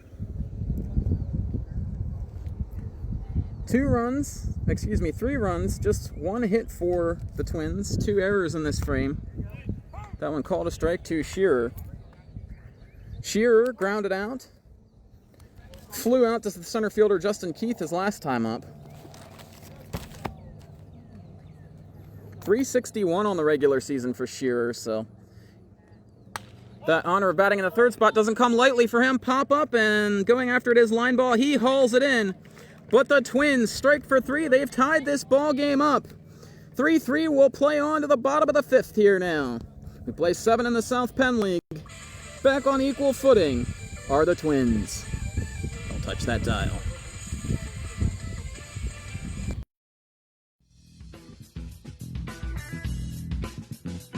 Here at Fleaflicker Media, we so very obviously love sports. It's my goal to sprinkle a little bit of that love back into the community, one live sporting event at a time. Back up the middle. We might have a play at the plate as Keith is throwing home. Safe is that Catterman, and the game is tied. If you'd like to be featured on Fleaflicker Media, contact me at our Facebook page, Fleaflicker Media, or at the George Marinos Facebook page.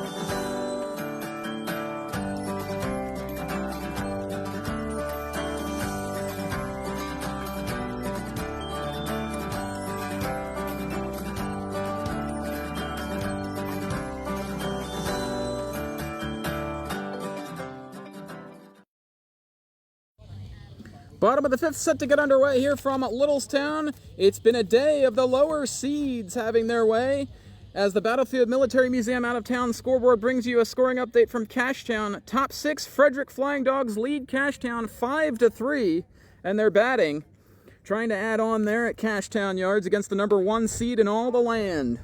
Swinging a swinging a foul ball there from Wade Lineball. The other score, Hanover 2, Brushtown nothing. That's at Brushtown, so Hanover, the lower seeded team, winning there as well with Brushtown batting. Bottom 5. Here, it's the lower seed, the number 7 seeded New Oxford Twins, stunning the Littlestown Dodgers in the top of the 5th with 3 runs to tie the game after it was 3-0. No balls and 2 strikes, the count to Wade Lineball, and Hunter Gillen with new life on the mound here for the Twins. Fouled off, and the count stays 0-2. So that would be quite the result if the 8 seed came through there.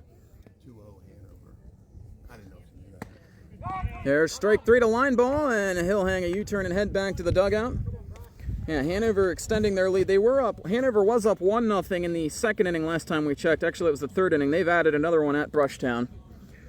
No scoring update yet from Hagerstown, and that is disappointing, but I get it, guys. As the Hagerstown Braves and the Mason-Dixon Rebels doing battle in the 3-6 matchup. Katurba standing at the plate now, strike 1 to him as Gillen seems to have been charged up by that rally his team put on the board for him here. 2 strikes now. Katurba, who hit just an eyelash under 300 on the regular season at 298. 1 for 2 for him today, a single and a strikeout. Fouls this one off to stay alive in the count, no balls and 2 strikes.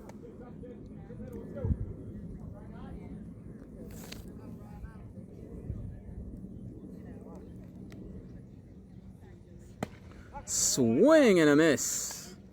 Putting him down on 4 pitches is Gillen. That's back-to-back strikeouts here now as he's made some hay against the bottom 4 in the Littlestown order, where 6 of his strikeouts have come in 8 at-bats. Has 2 walks to that part of the order as well. One of them is to Ricketts, and he came around to score as a result of that walk last inning. Fouled off back to the screen. Listener in our comment section, DJ Roth, letting us know Littlestown's regular second baseman is He says he's on the IL welcoming a newborn baby girl, so congratulations. That's why Brandon Nail not in the lineup here for Littlestown. Jessica Croggan tuning in here as well. And glad you could tune in. Sad we're not going to get any of your awesome pictures here today.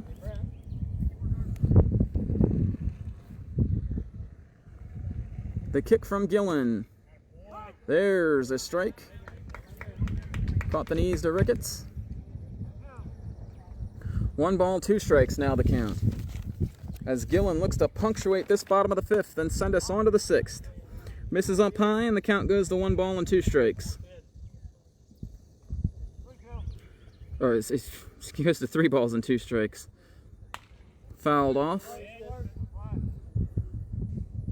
It's wearing Brandon Nail's number 2 today is Ricketts, so Littlestown has another double number on the roster. McGill wears 26, and so does Vermillion. As that one's fouled off, so does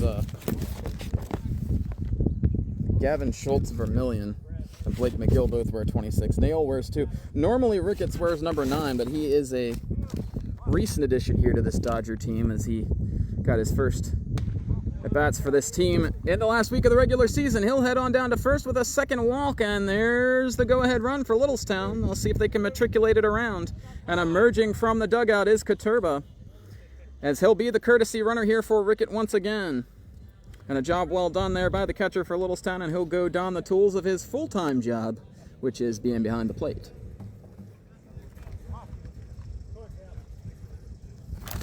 Caleb Smith 0 for 2, a pair of strikeouts for him here on this evening, as that one fouled off. For Littlestown, 3 runs, 5 hits, 2 errors. For New Oxford, they have 3 runs, 1 hit, and 1 error. This one's popped up. It's pretty much a silo shot, but Schaefer all the way in down near the batter's box dirt to haul that one in. And the 5th inning is over. New Oxford works around a 2-out walk. It'll be the top of the order for Littlestown in the 6th, but for now New Oxford maintains the tie as they'll come to bat in their half of the 6th. Back in a moment here on Fleaflicker Media.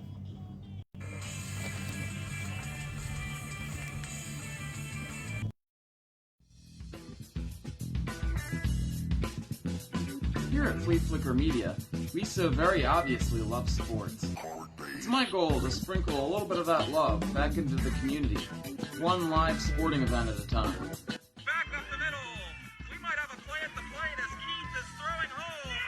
Safe is that Catterman, and the game is tied. If you'd like to be featured on Fleaflicker Media, contact me at our Facebook page, Fleaflicker Media, or at the George Marinos Facebook page.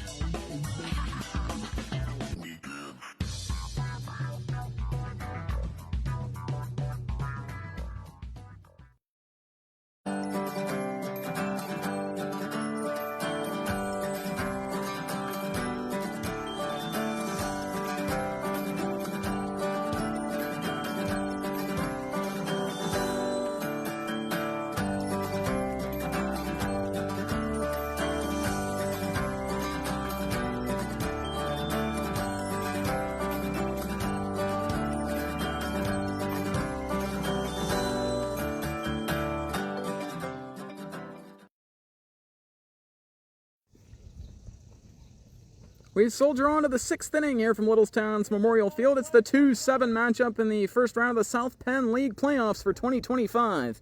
It's the New Oxford Twins, the 7 seed, being plucky and battling here, playing the role of underdog very well as they dug a 3-0 hole, but they've battled back to tie this game at 3-3. And they'll get the first crack at taking the lead here in the 6th inning, as this one popped foul by Nizia Mummert. For Mummert, he is 0 for 2. Ground out to short, and a fly out to the left fielder Caleb Smith. He was robbed of the first New Oxford hit back in the 4th inning on a diving play by Smith. Gladhill's given up just 1 hit. A couple of errors did him in last inning. As this one is hit to the middle of the diamond. A lot of hang time on that one as Copenhaver calls everyone off. He'll have it. And 2 pitches on 1 out here for Gladhill as he looks to gather himself and get back to the biz of putting up zeros like he did for the first part of this ball game.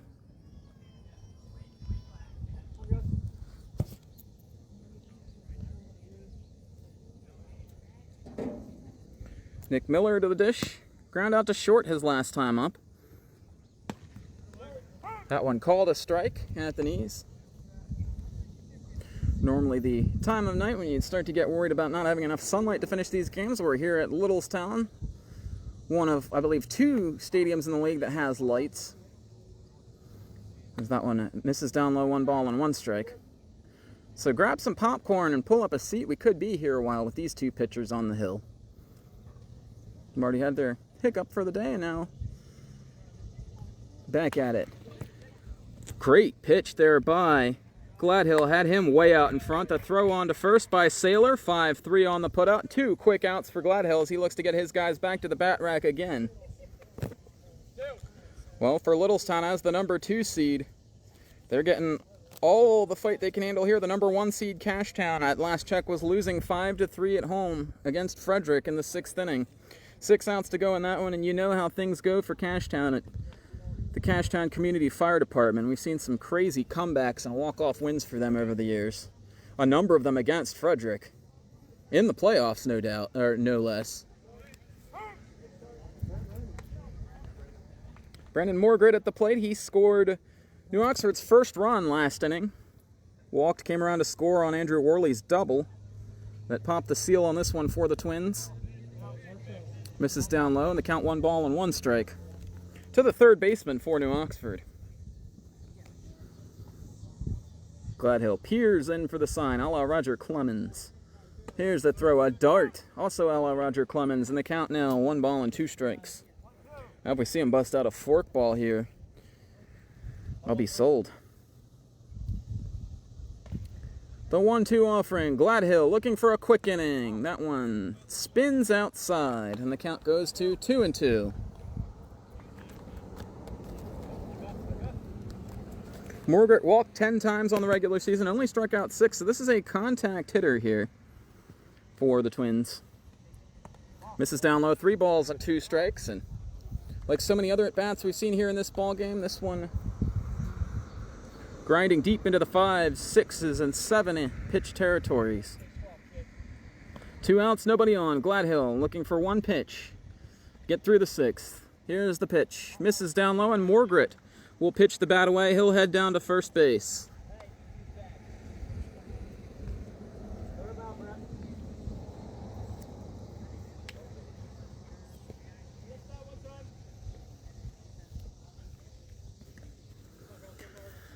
Two-out base runner here for New Oxford. 2nd consecutive plate appearance with a walk for Morgret. That's 4 walks that Gladhill has doled out here today, but you could look at it this way. That's 4 walks that the Twins have elicited.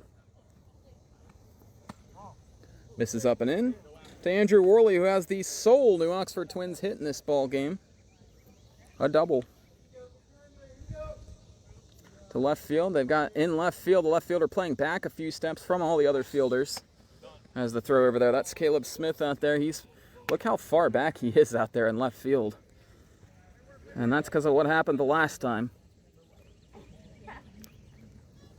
Normally you don't see normally you don't see a corner outfielder playing deeper than the other 2 outfielders. That's what we've got here, and probably a smart thing. 1-0 pitch.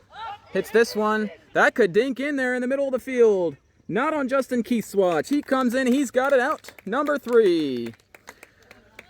Still 3-3. Littlestown coming to bat. Time's getting short on this one, at least on regulation. We'll head to commercial break. Back with more live South Penn playoff baseball in a moment.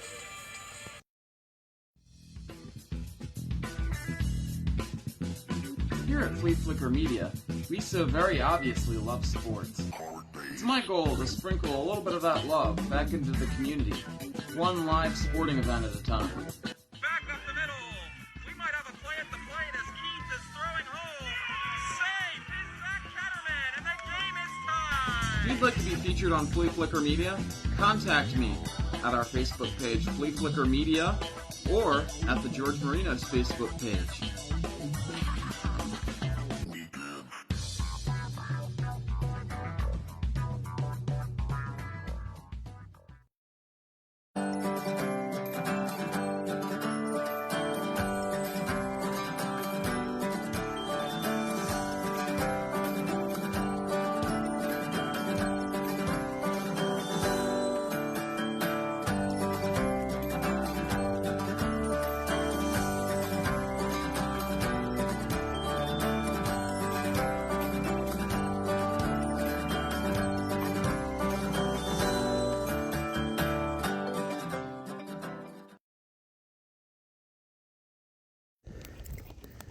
Got here just in time. If I sound a little winded, it's because I am.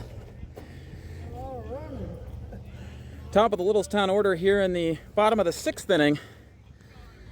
As it'll be Trent Copenhaver, Justin Keith, and Jake Saylor as they look to put the Dodgers in the lead and turn the ball over to Gladhill for the final 3 outs.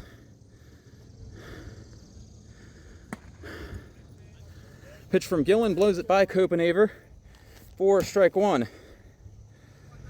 Copenhaver 1 for 2 today. A walk and a single on his register. That one misses down low, 1 ball and 1 strike. To the Littlestown shortstop and leadoff man. Couldn't have asked for a better script here for the Dodgers in the 6th. With this guy leading things off, 2 balls and 1 strike now the count. Copenhaver seems like Littlestown's forever leadoff hitter. As he fouls that one back, 2 balls and 2 strikes.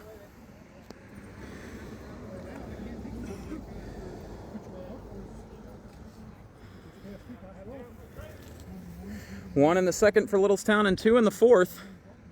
3 in the top half of the 5th for New Oxford tied it.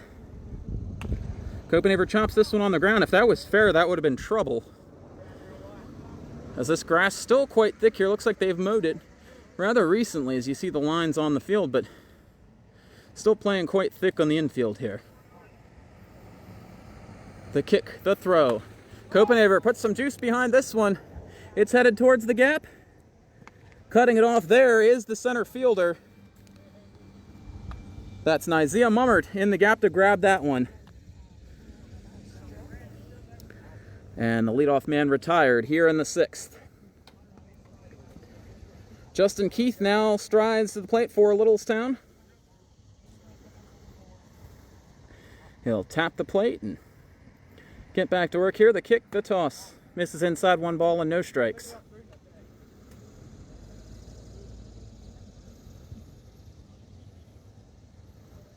Gillen to the belt. Here's the kick and the throw. Swing and a miss from Keith.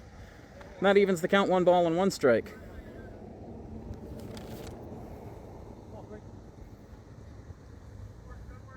For New Oxford in the top of the 7th, they'll have 8, 9, and 1 in the order. That's Braden Manning, Jason Miller, and Ben Ogle. Whoa! I went over the head of Keith there. Gets ahead in the count here now, 2 balls and 1 strike. Hey, that's why they wear helmets.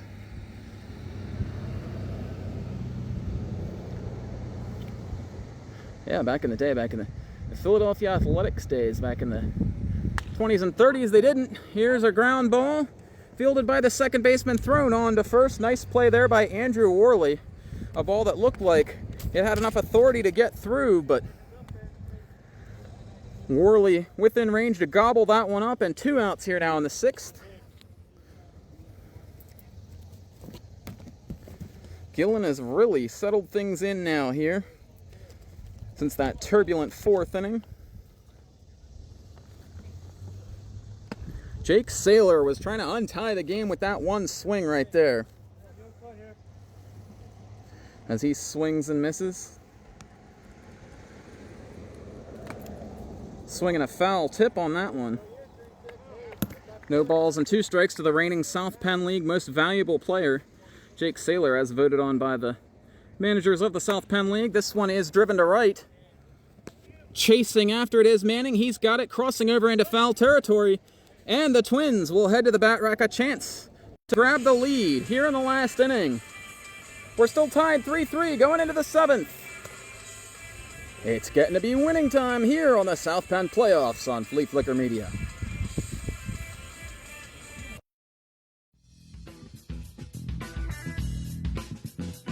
Here at Fleaflicker Media, we so very obviously love sports.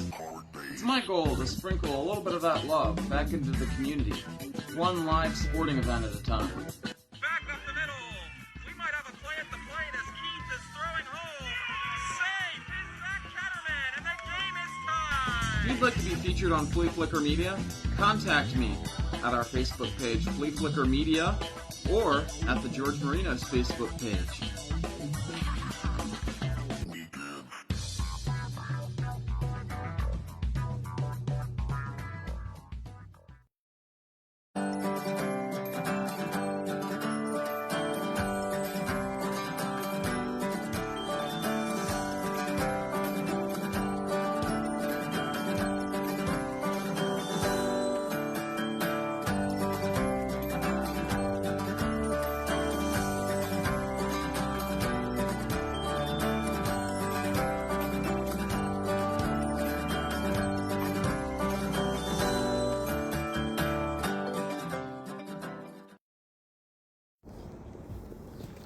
Well, as we said before the break, it's winning time now. Crunch time, clutch time, whatever you want to call it here.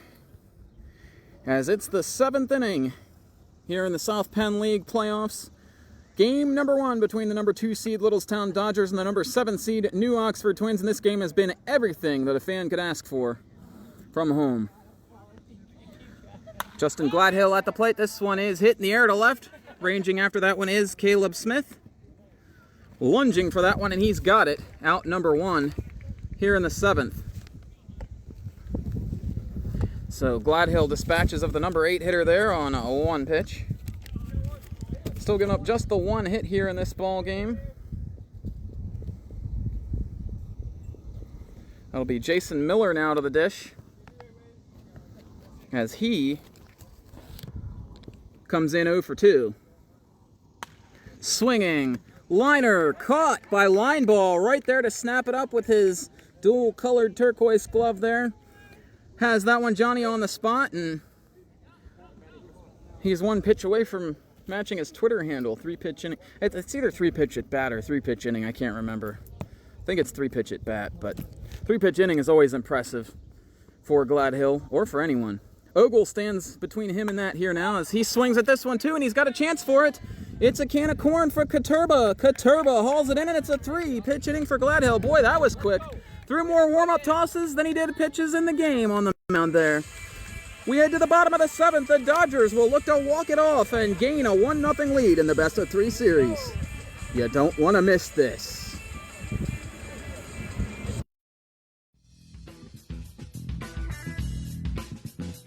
Here at Fleaflicker Media, we so very obviously love sports. It's my goal to sprinkle a little bit of that love back into the community, one live sporting event at a time. Back up the middle. We might have a play at the plate as Keith is throwing home. Safe is Zach Catterman, and the game is tied. If you'd like to be featured on Fleaflicker Media, contact me at our Facebook page, Fleaflicker Media, or at the George Marinos Facebook page.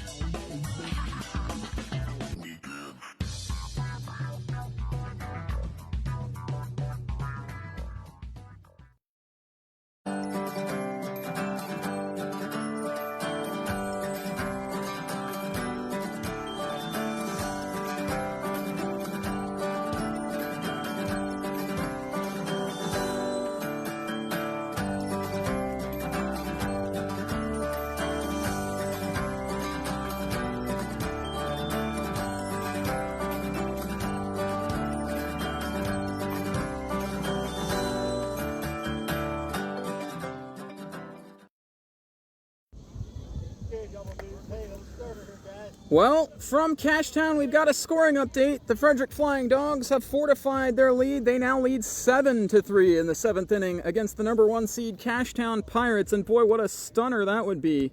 No offense to the Frederick Flying Dogs. They're a fantastic team with a great offense, but Cashtown ran wild in the league this year as this one popped up by Clint Roach in the middle of the field. Shortstop calling everyone off. Now it's the second baseman actually making the call there for New Oxford, as it's Andrew Worley with the catch and 1 quickly away here in the 7th.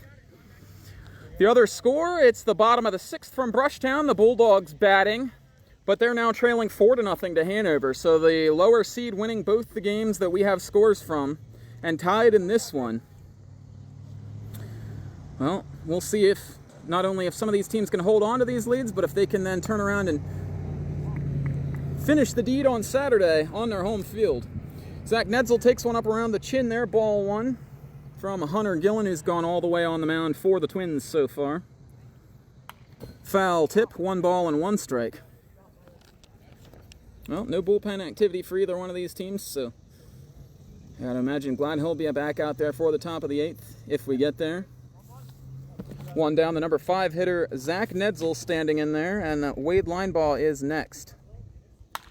This one is popped up as well. They're getting under his pitches quite a bit, as Worley hauls that one in as well, and there's 2 down. Well, it's tempting to want to try and hit the walk-off home run at this point of the ball game, but you see how far that fence is in left field. I only recall one time over the last couple of years a Littlestown batter hitting a home run to walk a game off. That was Jake Saylor against the Bulldogs to and the regular season last year. Whoa! Line ball. Peeling away from that one, and the count 1 ball and no strikes. Line ball has walked and struck out twice in this ball game. Takes a strike there, 1-1 now the count.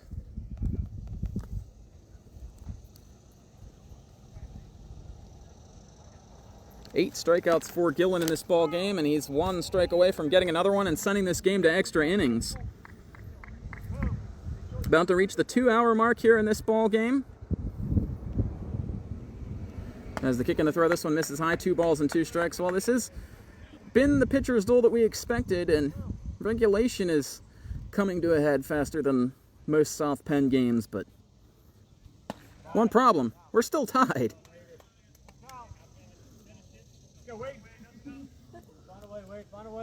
Line ball trying to grind out an at bat here. He's got 22 walks on the regular season for Littlestown. He's got 2 here in the postseason.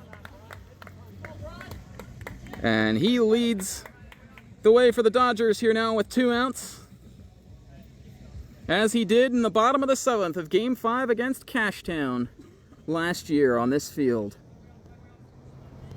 Katurba now the hitter. Bunt single for him earlier on in the ballgame. 1 of 5 Littlestown hits in this contest. Swing and a miss. Katurba, since his successful bunt single, which was supposed to be a sacrifice but turned into a hit, he has struck out swinging twice. And he's 2/3 of the way to another one here as he swings and misses at that one. Light banks starting to kick on here, although those look to be the light banks over at the football field. Up high, 1 ball and 2 strikes. Sun not quite down yet. Still a nice little afterglow going over the ballpark here, but not going to be too much longer before we do need some stadium lighting. 3-3 the score. Here goes the runner, swinging a foul from Katurba to keep things alive. That one caught the catcher, and then the home plate umpire. Line ball will hang a U-turn into the outfield and then head back to first base.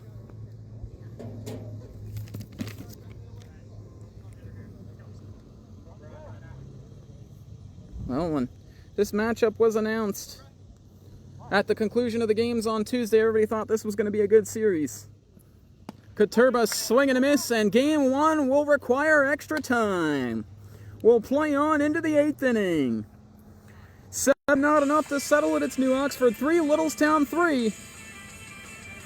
Back with some free baseball here on Fleaflicker Media.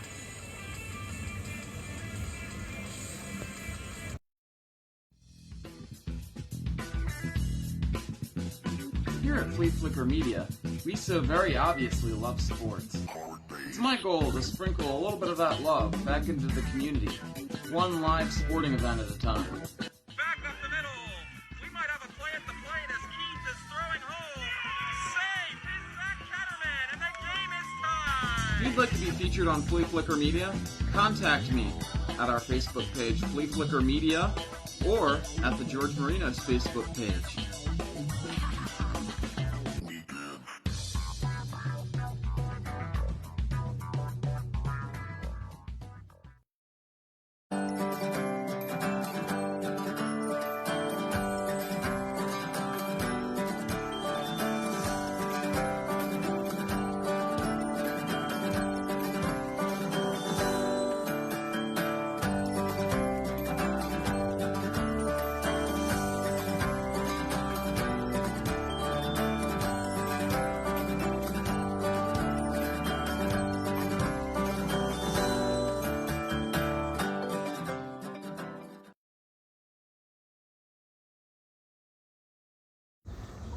Back here for the top of the 8th inning, Justin Gladhill warming up. They've moved to the bottom of the 7th from Cashtown. Frederick takes a 7-3 lead in there. Marshall Mott was the leadoff batter for Cashtown in that inning, and he led off with a walk, so the Pirates at least with the seeds sown for a comeback. And Hanover up 4-0 from at Brushtown. I believe that one has gone on to the 7th inning. As we've got the lower seeded teams doing well here as Daniel Schaefer drives this one deep. Going, it is Out of here, a home run for Dan Schaefer, and the Twins take the lead 4-3 here in the 8th inning. Dan Schaefer will circle them all, and there probably hasn't been a more awesome feeling home run for him in his life. I don't know that for sure, but that was a pretty clutch swing of the bat right there. Not the guy you usually count on to go deep. He's the guy you'd count on to lay down a bunt single and steal 2 bases. But he goes yard here, and the Twins have the lead. Oh my goodness. Well, despite the fact that most people I talked to said this was going to be a good series, I don't think a lot of people had New Oxford coming in here and doing this, especially when they fell down 3-0. Now the middle of their order as they look to add on here, as Miles Shearer stands in there. He fouls this one off. So Schaefer with the home run. 1 hit on the regular season, 1 now on the postseason for him. Shearer is 0 for 3 today for New Oxford, one of their leading hitters. They'd love to get him going here now. Is that one a called strike?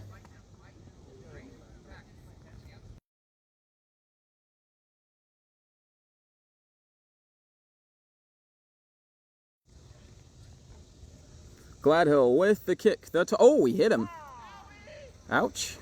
Caught the fleshy part of the leg, it looks like, but he's in some pain here. Well, I've been hitting the foot with a pitched baseball before, and you wouldn't think that would hurt, but it does. Pretty much anywhere you get hit. Unless you're Travis d'Arnaud. I forget who there's a position player pitching, and I forget who it was. It was somebody for the Nationals. Probably Freddie Galvis or somebody. I don't even know if Freddie Galvis was even still in the league back then. He was probably with Toronto that year. So, the flash home run from Schaefer. Now Shearer works his way on with a hit by pitch, and Isaiah Mummert. As you can never have enough runs if you're New Oxford, especially on this field against this team. High chopper to short. Copenhaver has it. Flip to second for 1. Line ball clearing, throwing to second. Oh, they call him out, but he didn't catch it. It looked like the ball may very well have been going to beat him, but pops out of the glove at the last moment. We'll take a look at the replay real quick here on this nice double play turn by Trent Copenhaver. Well, start of a double play turn, then line ball with a good job clearing the runner, and then it pops out of Nedzel's glove. I think he very may well have beaten that out on the back end anyway, although they were calling him out. So Mummert will swap spots with Shearer. And this will be the number 5 spot in the order. Nick Miller looking for his first hit today. Again, just 2 of them for the Twins, but they're both extra bases. Gladhill keeping him off balance with that breaker down low. The count, no balls and 1 strike.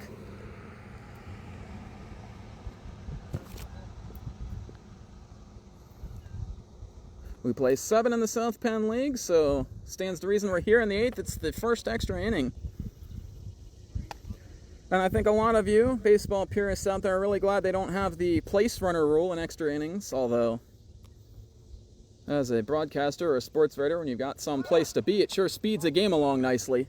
Mummert steals second base. A delayed throw down from Ricketts. As squaring to bunt was Miller, but he pulls it back. And Mummert getting the dirt out of his shorts over there at second base, and they give him a courtesy time for a moment.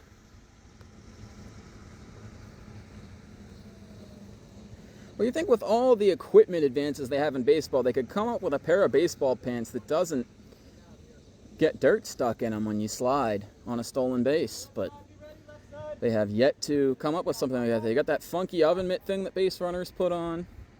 They've got the pitch comm. None of that which we see in the South Penn League, but that one a called strike as Gladhill back in the zone here. 1 ball and 2 strikes now the count to Nick Miller. Grounded out each of his last 2 times, playing Pepper with the left side of Littlestown's infield. Popped foul. That one will hit the fence and stay on our side. The ballpark side, I should say. That ball's still sitting in the neighbor's yard over there, but No one dares go get it. And suffer a fate worse than death.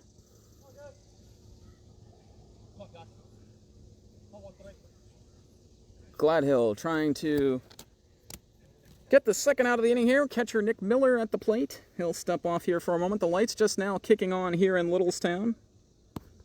And that's a welcome sight for the batters and the fielders. I think the pitchers, you would rather it stay dark and dingy here. This is down low, and New Oxford trying to really build an inning here and add on some insurance. As Skip Carey used to always say, a little insurance won't hurt.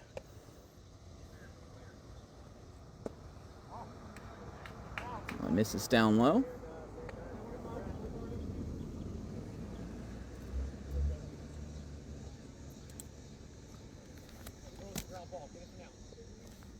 Mummert takes his lead from second. Gladhill with a look. Staring down at the mound. Now he's ready to go with the slide stop chopper at the plate. That'll go into foul territory. 4 runs, 2 hits. Just the 1 error for New Oxford here so far. 3 runs, 5 hits. And 2 errors for Littlestown. And Littlestown with a .956 fielding percentage on the season coming in. I believe that was 4th in the league. New Oxford second from the bottom with a .920, but they've been the better team defensively in this one. Here's a slow roller to third. That one may be a hit. Saylor, no throw. As he eats that one, and it'll be 1st and 3rd here for the Twins as they look to put up a real crooked number. We've seen some wild playoff years in the South Penn, like the 2008 season when the 8-seeded New Oxford Twins with a losing record made it all the way to the finals. Cashtown Pirates in 2023 made the finals with a losing regular season record, but that came on a string of championship series appearances, so that one kind of gets a little asterisk, like the 1999 New York Knicks. Oh, he picked him off! He hosed him at first base. Gladhill picking over all the time. Finally gets him. We'll take a look at the replay real quickly here and see this awesome pickoff throw by Gladhill. Let's see if we actually caught it. And he got him on the forearm. He absolutely was out. The ball beat him there and the tag got him. And now Austin Roth out here to talk it over, but when he sees the replay, he'll agree with it. It's just so shocking. You don't expect to see a run. You don't expect to see the trail runner get picked off of first, the runner at third in less than 2 outs. But it happens here. 2 outs now, and it's going to take a base hit for some insurance for New Oxford. A base hit or presumably a ball in play of some kind. Or a wild pitch. Or a balk.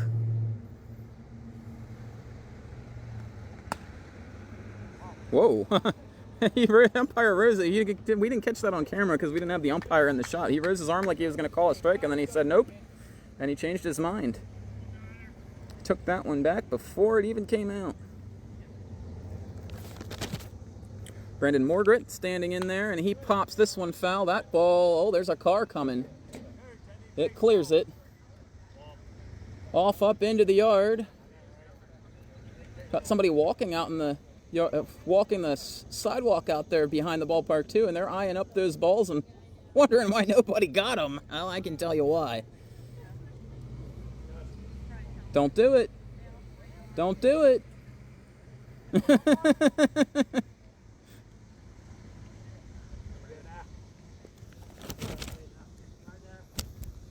I'm just glad that guy doesn't have a dog.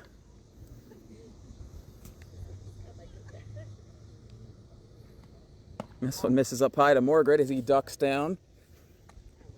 Morgret walked each of his last 2 times, so he's been a tough out for Gladhill. For Littlestown, when they bat in the bottom of the 8th, it'll be 8, 9, and 1, presumably to face the starter. This one popped back to the mound. Gladhill. Oh, he dropped it. He's got to make the throw. He flubs it again. Dropped it twice, and a run will come in to score, and the Twins have their insurance. Oh my goodness. Talk about things you wouldn't expect in a million years. The sure-handed Justin Gladhill got one hit to him on the mound, and it ends up on the ground. He had been fantastic fielding his position all day today and just had an out-of-body experience there for a moment. And the Twins go up 5-3. That really does make you feel bad. You can tell the Littlestown fans over here in shock, and they feel bad for him. He's been a horse for Littlestown for so long, and it's just unfortunate when something like that happens. Here goes the runner for second as New Oxford playing with house money now, sliding in safely. Sweep tag was a good one, but it was late and the ball wasn't in the glove from line ball, and Morgret steals the bag. So that'll go down as the third error of the game for Littlestown, and that allows Shearer to come around and score.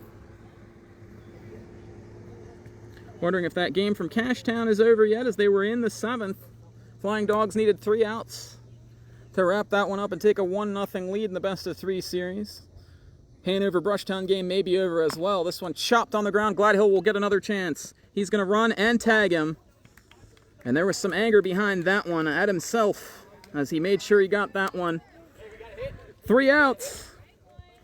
But 2-run score highlighted by the home run by Dan Schaefer. And the Twins are 3 outs away from pulling an upset here in Littlestown in Game 1 of the playoffs.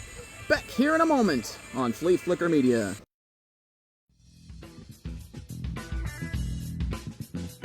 Here at Fleaflicker Media, we so very obviously love sports. It's my goal to sprinkle a little bit of that love back into the community, one live sporting event at a time. Back up the middle. We might have a play at the plate as Keith is throwing home. Safe is that Catterman, and the game is tied. If you'd like to be featured on Fleaflicker Media, contact me at our Facebook page, Fleaflicker Media, or at the George Marinos Facebook page.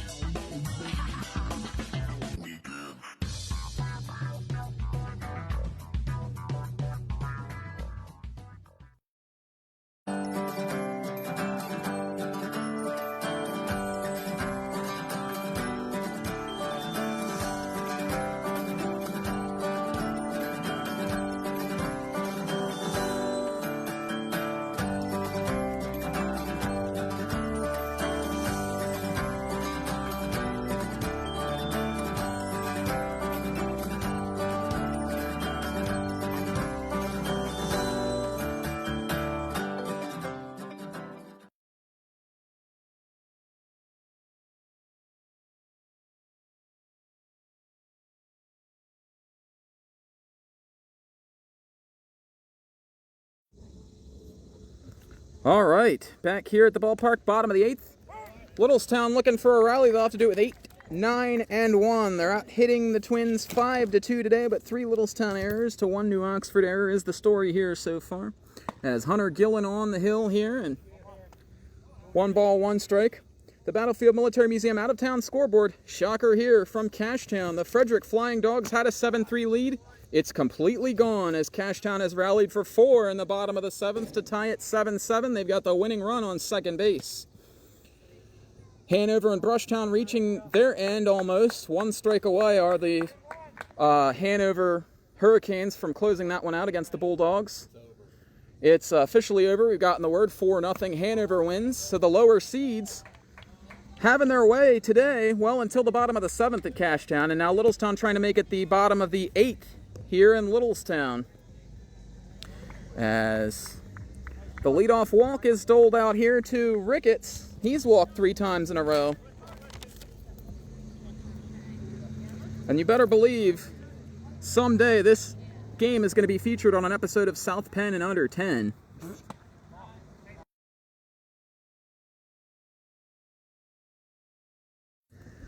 Just got word, Hunter Gillen has thrown 149 pitches in this ball game. That's some Parker Bean territory right there. This one grounded up the middle, diving stop, but no play anywhere for Worley, and it'll be an infield single in name only for Caleb Smith. And he's on the board with his first hit of the postseason. A walk and a single, and the Dodgers have come roaring back looking for a Cashtownian comeback here in the bottom of the 8th. New Oxford heading out to the mound, and we wonder if they're bringing the hook here as 150 pitches for Hunter Gillen, and All over that one was Caleb Smith, who he had held in check 3 times before today. Jeremiah Gillen, the manager, talking things over with his team, and it doesn't look like he's bringing the hook.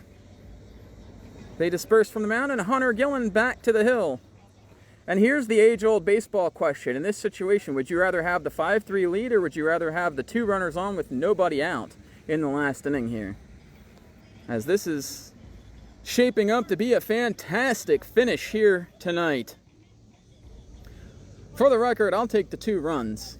You can't replicate runs already on the board. A bird in the hand is worth 2 in the bush, as they say. That'll play in this situation. Trent Copenhaver to the dish, and surprisingly, he's trying to bunt here, although, knowing Littlestown's MO, it's not that surprising. You play for the tie at home, you play for the win on the road. If they can bunt these 2 guys into scoring position, they'll put a heck of a lot of pressure on New Oxford and their young hurler on the mound here. And I say young hurler for Gillen, but he's put half a decade of time in here for this New Oxford Twins team. He was playing for them when he was still in high school. Well, they've got Schaefer charging from first, and over at third they're in looking for the bunt from Copenhaver, but he doesn't do it there, takes it. 1 ball and 1 strike. Didn't put the old butcher boy on there. We'll see what he does here as he's gained some count leverage. Kicking the toss, he's squaring to bunt again, pops this one. That's going to leave the ballpark. 1 ball and 2 strikes. Well, for Copenhaver, he's been one of the rare guys that's had some really good success. I don't want to say rare, but less common guys that had some really good success for Littlestown against Gillen here today. He's been on 2 out of 4 times, a walk and a single in his middle 2 plate appearances. Bookended by flyouts. Kicking the toss from Gillen. Oh, it almost got up and in there on Copenhaver, and the count evens 2 balls and 2 strikes. The tying run is on base here, as it's Ricketts at second. His run doesn't mean that much, but the run Smith represents at first is the tying run. This one misses high, 3 balls and 2 strikes, and Littlestown 1 wayward one away from packing the sacks full of Dodgers. Well, Schaefer stunned the crowd and the Dodgers and just about everyone in attendance when he hit his home run in the top half. But in the bottom half, the Dodgers now stunningly have loaded the bases here, and I guess it shouldn't really be stunning to anybody that's watched this team play over the last couple of years as they fight to the very last out. Looks like we're going to get a pitching change here as Hunter Gillen has reached the end of his rope, is heading out to the hill here with somebody with a glove. That's Jeremiah Gillen, I think, with the glove. Unless that's the pitcher, the new pitcher. We'll see here. Mound visit brought to you by Battlefield Military Museum, and it comes with an accompanying pitching change as it's the 2nd visit of the inning. It looks like Dan Schaefer is gripping the baseball on the mound right now, and he will look for the save. Doesn't need to get a Houdini here, but he's got 1 run to play. He's got 2-run lead, 1 run to play with.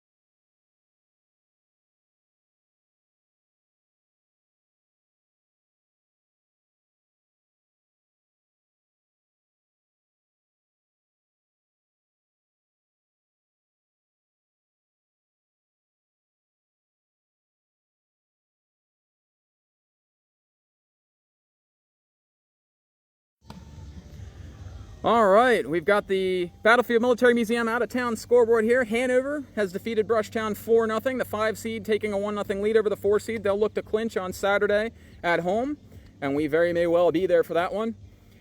We were going to be in Frederick for Frederick versus Cashtown, but the Cashtown Pirates pulled that one off the fire. They win it 8-7 with a 5-run rally in the bottom of the 7th. Marshall Mott, who started the inning with a walk and scored, he had the game-winning hit. An RBI single to drive in Chase King with the winning run at Cashtown Community Fire Department. Every great team needs a scare when they get to the playoffs, and Cashtown has had theirs. Littlestown's getting one right now, too. They're the number 2 seed, the second in command as far as seeding goes. And no one can forget about the Hagerstown Braves, the number 3 seed. No idea what they're doing in their game with Mason-Dixon, but good chance that one's over by now, as the other games are all over. This one in the 8th inning. We'll set the scene for you here. Bases loaded, nobody out for Littlestown. They trail 5-3 in the first extra inning. Over at third, it's Brett Rickett. At second for Littlestown is Caleb Smith. And carrying the winning run over at first is Trent Copenhaver.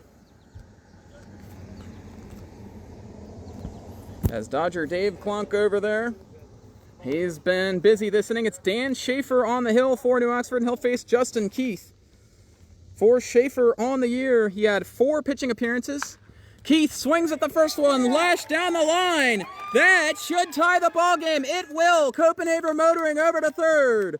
The game is tied once again. Justin Keith coming through his second double of the game, and Littlestown is even just like that. He flirted with the first baseline earlier on in the ball game. This time he gets it. And the Dodgers are now in great position. A 2 on, nobody out, and the Twins will have to bring him in all the way around. Unfortunately for Schaefer, that'll go down as a most unblameable blown save for him. He had 4 appearances, 2 starts on the year, 1-0 record. Did not have any save attempts during the regular season. Pitching to Jake Saylor now, and he's got to go right through the teeth of the lion to get this game on to a 9th inning. Littlestown all of a sudden back in the top seeds in the South Penn playoffs, roaring back with comebacks here in the first game. 1 ball and 1 strike to Jake Saylor. Infield in all the way around. Well, the Dodgers had a situation like this in Game 5 against Cashtown last year. They scored the tying run, looked like they were certainly going to score the winning run, and didn't. Saylor pops this one up foul. I believe Jake Saylor was one of the batters in that situation. They had a double play at one point during that stretch. He's got 2 strikes on Saylor here now. That ball goes into foul territory. I'm not sure what it hit over there or where it even ended up. As Schaefer comes to the set, the lefty facing the righty Saylor. This one bounces away. Copenhaver going to play it safe with nobody out. Probably a good choice. Good choice, Charlie.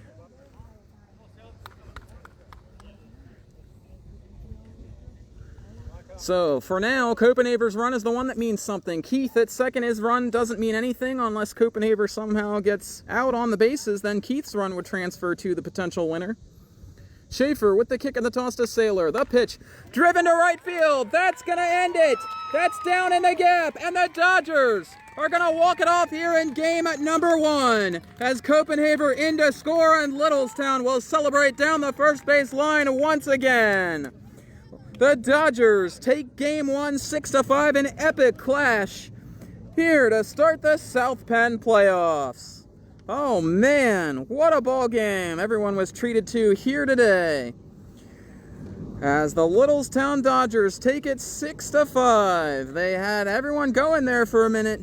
When the Twins scored 2 in the top half of the 8th, you could hear a pin drop in this ballpark. I don't think a lot of people thought the Dodgers were going to be able to come back, but they did.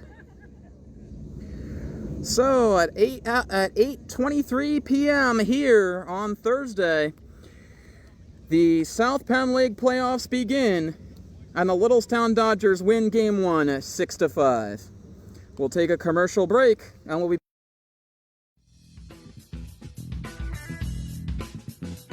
Here at Fleaflicker Media, we so very obviously love sports. It's my goal to sprinkle a little bit of that love back into the community, one live sporting event at a time. Back up the middle. We might have a play at the plate as Keith is throwing home. Safe is that Catterman, and the game is tied. If you'd like to be featured on Fleaflicker Media, contact me. at our Facebook page, Fleaflicker Media, or at the George Marinos Facebook page.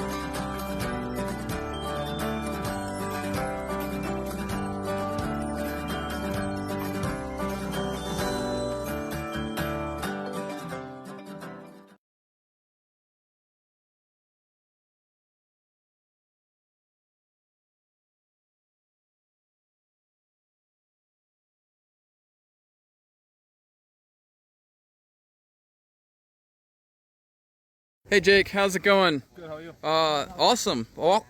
Walk-off hit there. You come through with the game-winning hit in the first game of the playoffs. How big is that for this team to get game number 1? It's huge, especially a 3-game series. You can't lose that first game, so it's big. Mm-hmm. What was the feeling when Schaefer hit that one out in the top of the 8th inning? I mean, that was pretty shocking, wasn't it? Yeah, it's tough, but I have trust in our guys, offense and defense and pitching, so I knew we'd always have a chance to come back into it. Mm-hmm. When you guys went down by 2 runs going into the last inning, what's the message in the dugout when you guys came in? Pass the baton. First guy get on, keep it rolling, and see what we can make happen.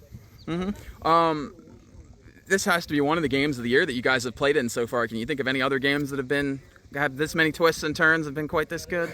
No, but I know we gotta stop waiting until the last few innings to get some runs. Put them on early and then keep them coming. So. Well, hey, in the media we like it because it's exciting, and that's what the fans at home like to watch. So. Yeah, as a player, it's not as exciting, but as long as you come out with the win, it's all that matters. Over at third base for you now, has that been a position you've been playing regularly down the stretch in the regular season, or is this just something that you guys did tonight? Just tonight, had a few guys out, so mixed up the lineup, and that's where I ended up. So, did you hear about the Cashtown game? I did, yeah. I heard that they were down, and then they came back and won it. So. Yeah, it was 7-3, and they got 5 in the 7th. So. Yeah, that's. Yep. All right. Probably a good game. Yeah. All right. Well, thanks, Jake. Good luck. The rest of the playoffs going forward. Have a good one, man. That's Jake Saylor and the Littlestown Dodgers walking this one off. We'll head to commercial break, and we'll be back to wrap this one up here for you in a moment.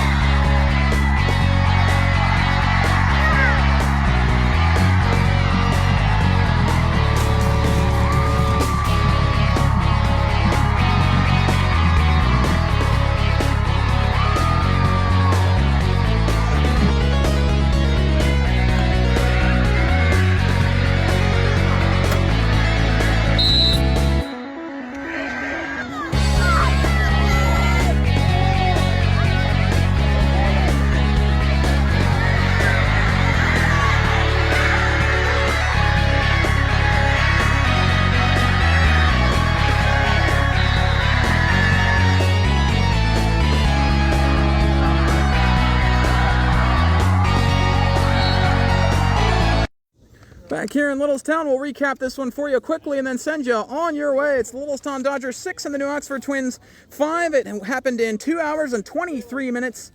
The win goes to Justin Gladhill. He's 1-0. The loss goes to Hunter Gillen. Tough luck loss for him. He is 0-1 on the postseason. Dodgers take the 1-0 lead in the series. It was for Littlestown. They had 6 runs. They did it on 8 hits and committed 3 errors. For New Oxford, they had 5 runs. They did it on just 2 hits and committed 1 error. The first score of the game came back in the second inning. Littlestown's Zach Netzel reached on an error and came around to score on Brett Ricketts' bases-loaded fielder's choice that blooped down in the outfield. They got the out at second, but the run came home to score. Littlestown pushed 2 more across in the fourth inning as they got a 1-out walk from Brett Ricketts. Caleb Smith struck out, but then Trent Copenaver and Justin Keith ripped hard singles, with Keith bringing home a run.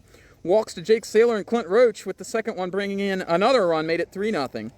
New Oxford struck back for 3 in their half of the fifth inning, as it was Brandon Morgret leading off with a walk. Andrew Worley broke up Justin Gladhill's no-hitter with a RBI double to left field. Brandon Manning reached on an error. Then Jason Miller struck out. Then another error allowed Ben Ogle to reach. Dan Schaefer with an RBI groundout to tie the game at 3. Fast forward to the first extra inning, top of the 8th. Dan Schaefer hit a solo home run for New Oxford to lead things off, and they were loving life as they led 4-3. Miles Shearer was hit by a pitch. Then after a couple of outs, Brandon Morgret hit one back to the mound that was not fielded, and the Twins scored a 5th run to go up 5-3. In the bottom half of the inning, the Littlestown Dodgers put forth one heck of a rally as Brett Ricketts drew the walk, Caleb Smith singled, Trent Copenhaver reached base, and then Justin Keith with a 2-run double to tie the game, and Jake Saylor with an RBI single into the gap to win it. So, we will be with you again on Saturday. I think we'll be at Hanover for Brushtown versus Hanover Game 2 as the Hanover Hurricanes look for the clinch in their first ever playoff series as a team. The Littlestown Dodgers winning this one here 6-5. This is George Marinos for Fleaflicker Media. Thanks for tuning in, everybody. Have a good night and enjoy the rest of the South Penn playoffs here on Fleaflicker Media.